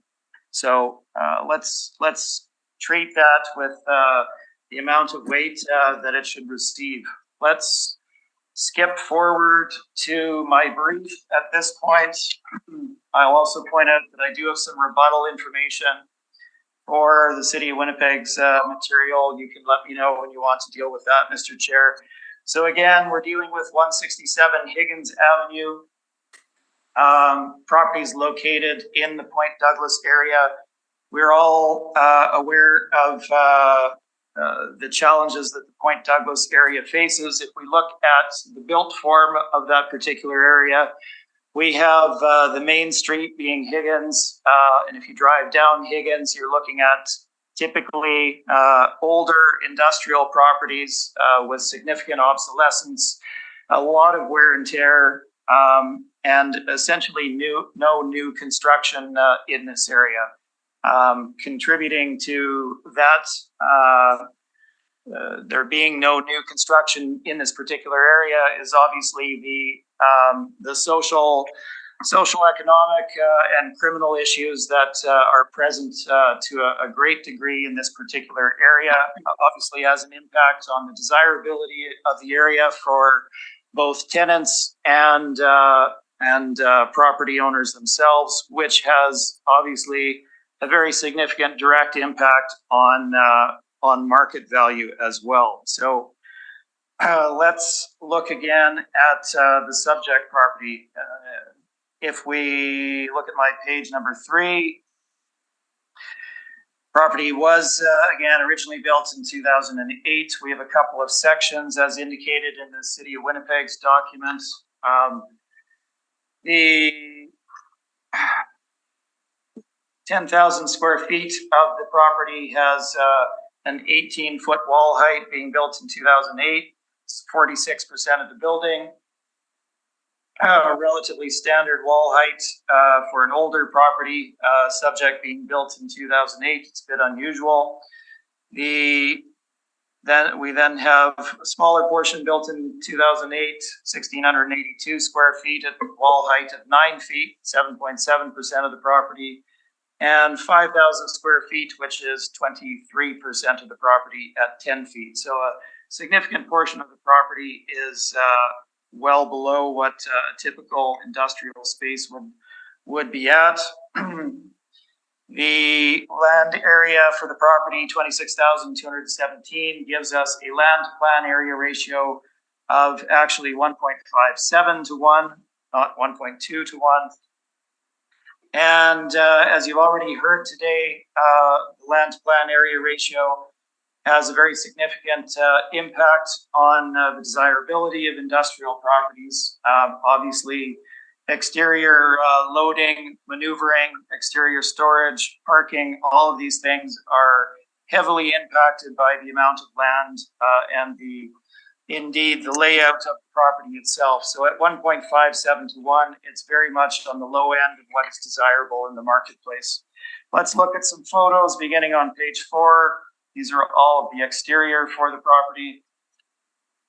The site is shown on page number 6. You can see that it consumes the vast majority of the land that's present there, and the location for the property is shown on page number 7. So very clearly in the Point Douglas area, if we again drive down Higgins Avenue, it's all older properties. We have clear evidence of the social ills in the area as you drive through the area as well. Let's flip forward to valuation. So City of Winnipeg has not provided us with any evidence with regard to actual rental rates in the subject area.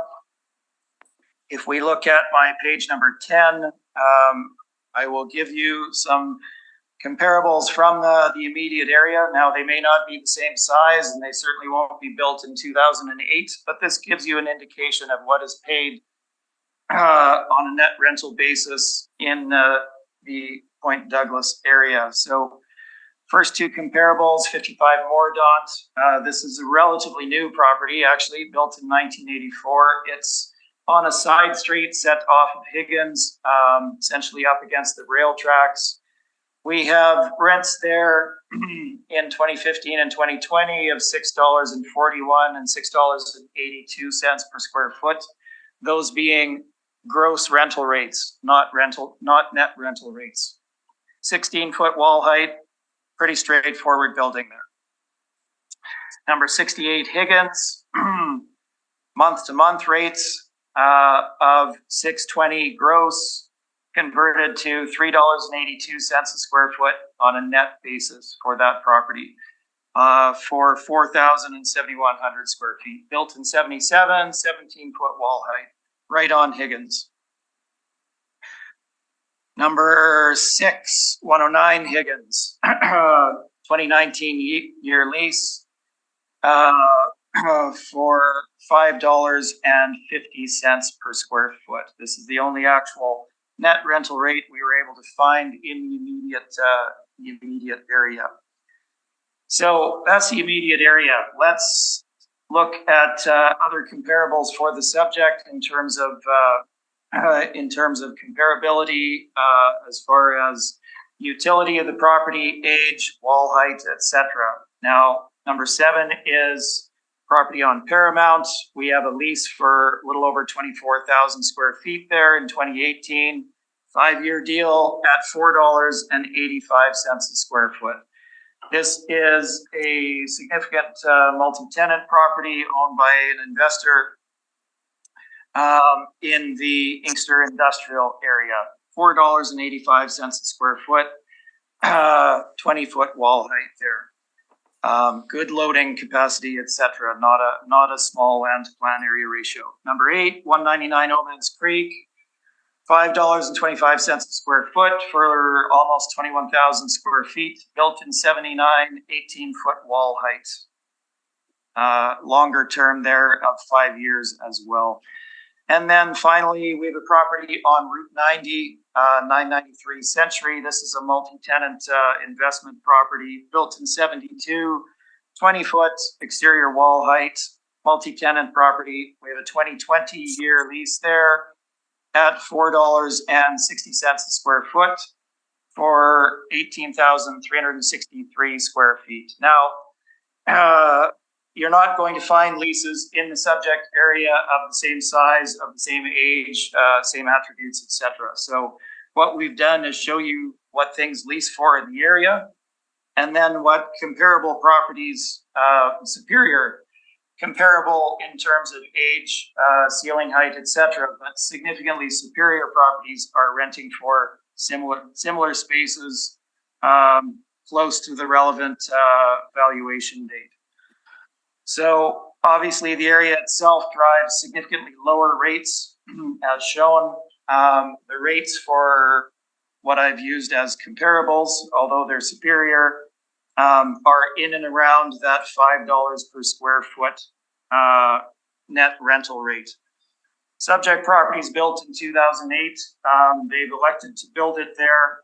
It is newer. It is in the area it's in. It's not going to achieve on the open market better rental rates than these superior properties. So we've applied a rental rate of $5 per square foot. Let's skip forward to my page 13, capitalization rate. Again, please strike index number 1, 700 Mission. The capitalization rate information as shown on page number 13. We have exterior sources, that being Colliers and CB Richard Ellis, indicating capitalization rate ranges of 6 to 6.75% for Colliers for Class A and Class B industrial. Now, as we've already heard today, and we've heard in innumerable other hearings, the Colliers information includes closing costs and is essentially a quarter point low. So adjust that upward accordingly. Additionally, we have CB Richard Ellis indicating their capitalization rate study or publication rather at 6.5% to 7.25% for Class B industrial properties as of the investment or as of the valuation date. Now, these publications are all based on investment grade industrial assets. The subject property very clearly would not fall within that categorization as an investment grade industrial asset. The capitalization rate chart that we provided you on page 13, these are all transactions that were investment trades. They were purchased for the in-place income and give you an indication of the astute investors' appetite for industrial investment property in the city of Winnipeg as of the valuation date. So we look at our ranges here. These are all significant properties. They're ranging between a low end of 3.5 million up to 18.5 million. They're all well located. Century Street being Route 90, 333 Debates being in the new St. Boniface Industrial Park, newer St. Boniface Industrial Park, 78 Hutchings in Inkster Industrial, and 1216 Sherwin, 27 Keith being off of Route 90 in an industrial area. Our cap rate range runs from 6.6% up to 7.4%. Now, I've given you photos and location maps of each of these transactions. Again, please disregard 700 Mission. And you can take the appropriate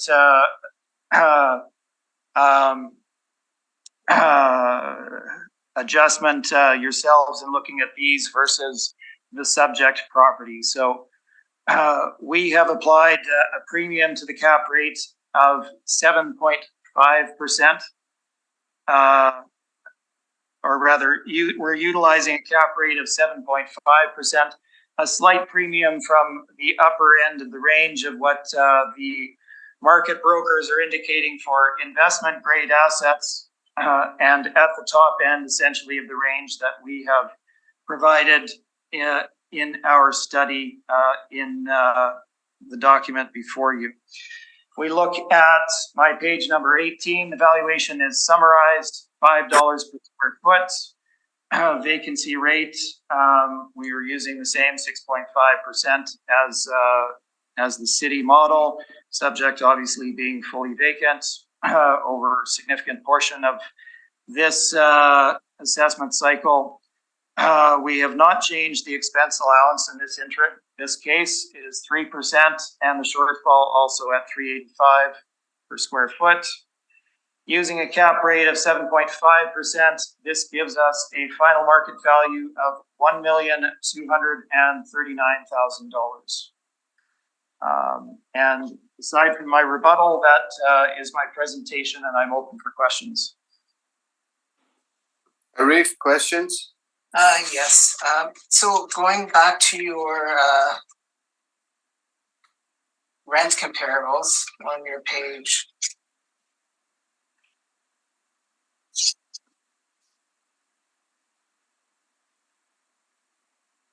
I'm just having a hard time finding your rent comparables. Page 10, I believe. Mm-hmm. Yes, page 10. So the subject was built in 2008, and the earliest built comparable you have is 1984. Is that correct? That's correct. And the one that you have that was built in 1984 at 55 Murdon, that's a multi-tenant building. Is that correct? It is, yes. And it's located on a gravel road?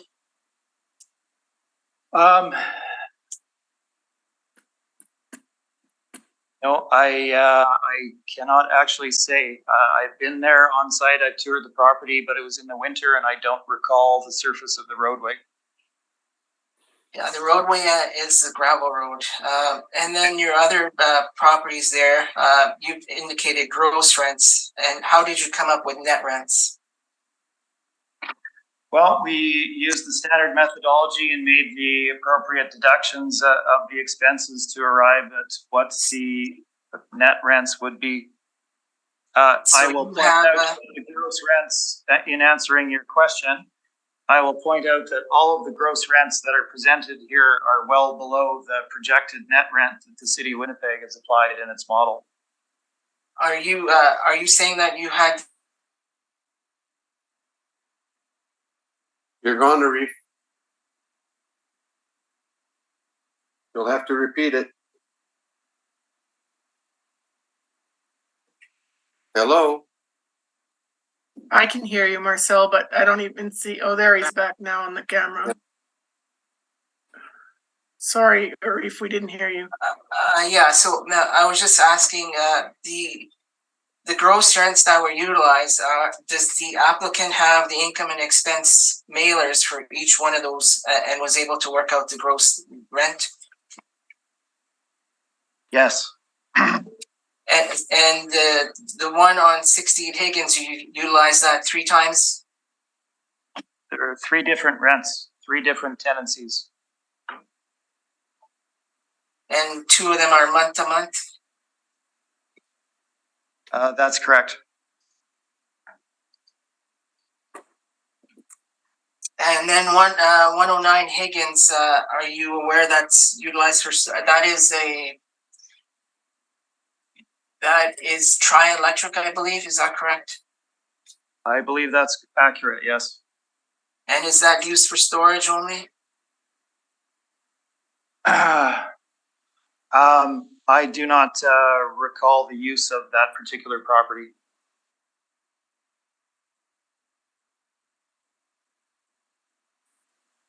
And then all your other comparables are property. outside of the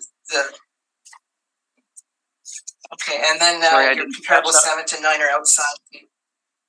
Yes, I explained the difficulty in having lease rates of similar size, of a similar age in the immediate area. So yes, we did include a couple for reference outside to help frame the property effectively. So similar to the city's brief. Very different, in fact, but okay.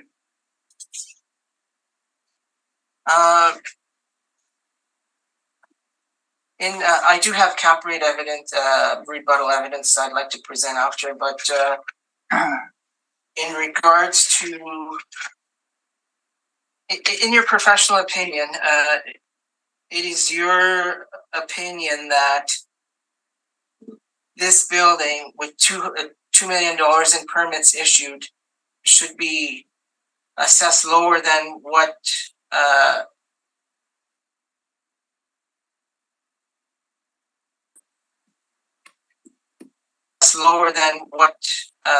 Again, was in 2014, 2020 roll year?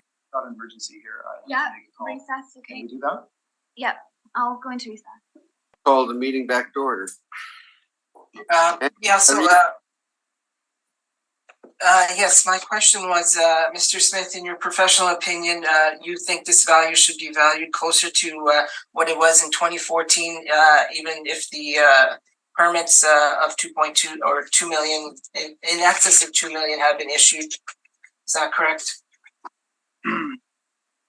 I know you're looking for a short answer, and the short answer is yes. The long answer is that you need to obviously go through the information presented and see how we arrived at that value and take into consideration all of the discussion before us today.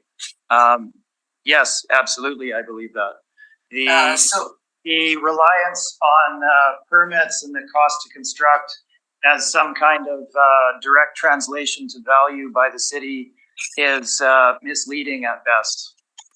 And and in your opinion, the applicant was wrong in accepting the recommendation for the last few cycles?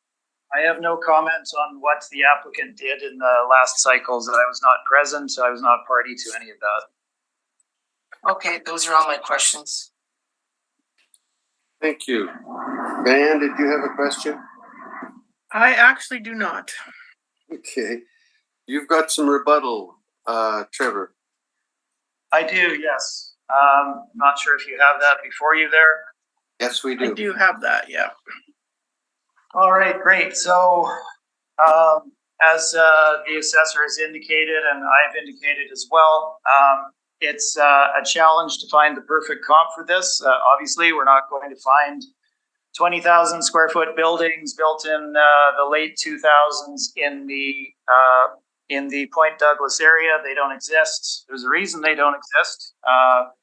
In that and we've run through those reasons already. I'm not going to cover them again. So we need to look at the appropriate comparables. What do things rent for in the area, and what do appropriate rental comparables rent for? Now, let's look at the city's comparables. That is what my rebuttal is. We look at my page number A1 1530 Gamble Place. This is as shown in the Fort Garry industrial area. It's located between Kenaston and Waverly, immediately off of the McGilvery Road. Gamble Place fronts on McGilvery as essentially a side road. Looking at this particular property, it is a total of 400,183 square feet on 18.9 acres. And again, the City of Winnipeg's attributes indicate a ceiling height of 27 feet. And if you look at the building in the photo, it's clearly essentially all one building, all one height. So it's not 12 feet. If there is some small portion of office space that was built there, that may be the 12-foot portion, but it's not a 12-foot exterior wall height building. Really no comparison to the subject. Number 2, 1313 King Edward Street. We're now moving over to Route 90, which we're all aware of. Major trucking thoroughfare through the city, running north-south past the Polo Park area, extending onto Kenaston. So our 1313 King Edward, as I'd indicated, City of Winnipeg attributes are indicating a wall height of 1991. The location and the property are shown for you there on my A2. Let's move forward. 1100 King Edward Street. This particular property, again, we're at the corner of King Edward and Dublin, I believe, at that particular location. This is a Penske truck location. And again, profile, large site size, as you can see from the photograph, etc. There's really no comparison between this property and the subject. Obviously, you're going to drive a significantly higher rental rate for a property fronting on Route 90 with extensive yard space, as shown. Finally, 1866 King Edward Street. This is Purelator who leases this particular property again. And we're on Route 90, just off of Route 90, essentially. Well, it has a King Edward address. The plan area for this property is 23,190 square feet.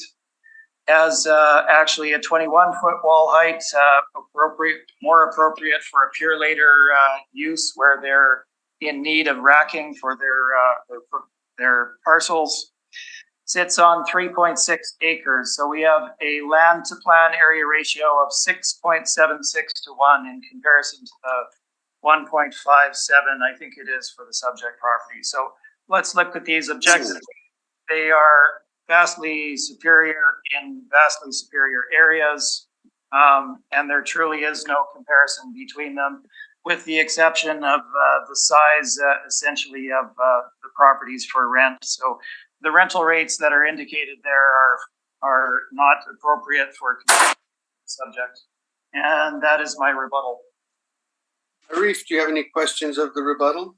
Yes, Mr. Smith, you'll note that 1530 Gamble has a rent of $12 per square foot. Is that correct?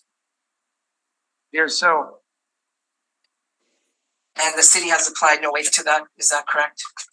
That is correct. And the other rental comparables have a leasable area of that size in the building. Is that correct? That is correct.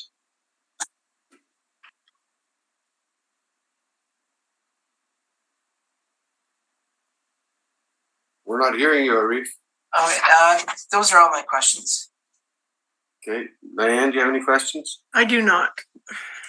And I do not. Arif, you had some rebuttal to his. Yes, I submitted. I'm not sure if you received yet.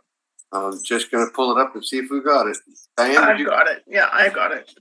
Okay, let me see if I never had it. I should have gone there earlier. What's it called? It's the It's the 5 one minutes? that says like a few seconds ago, down at 5 the minutes. same address. I don't actually have a copy yet. I'm sure that they're gonna bring you one shortly. Thank you. Is it all 700 You got the paper now? edition? Because I covered that. Go ahead. Arif?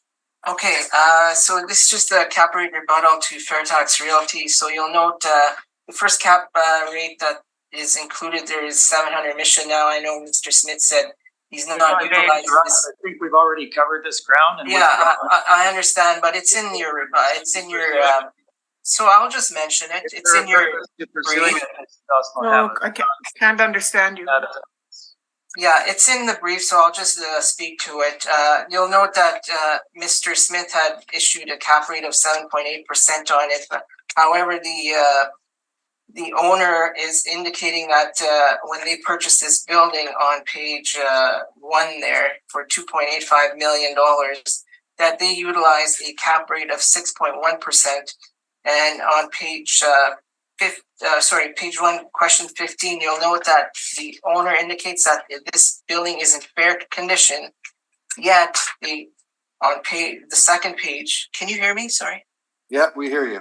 Yet on the second page, they indicate that they did purchase this building for $2.85 million, and they utilized the cap rate of 6.1%, and it was based on the net operating income. So, and then if we could move along, I have a medical emergency that I have to get to here. So, is there a way to move this forward?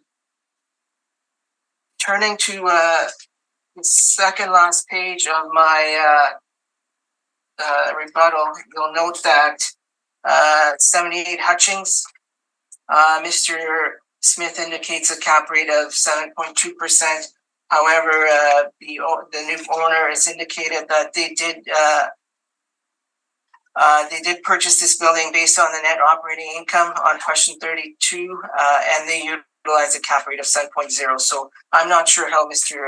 Smith is calculating his cap rates. So that's my rebuttal. Okay, any questions, Mr. Smith? No, I think we're good. Great. Diane, any questions? No, sir. Okay, that will conclude that matter. Anything in summation, gentlemen? I'm good, thank you. You're both good? Thank you for the time, everyone. Hope Okay, Paul works out, Trevor. gotta find my sheet now. I'll find it. Hey, thank you, everybody. Thanks. Catch you soon. Yeah, have a good rest of your day. Just looking for my sheet to read the closing statement here.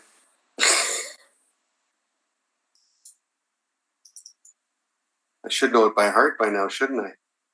This concludes our meeting. Yeah, that's the one. But they want me to read the whole thing the way it's said. Gotta make them all happy.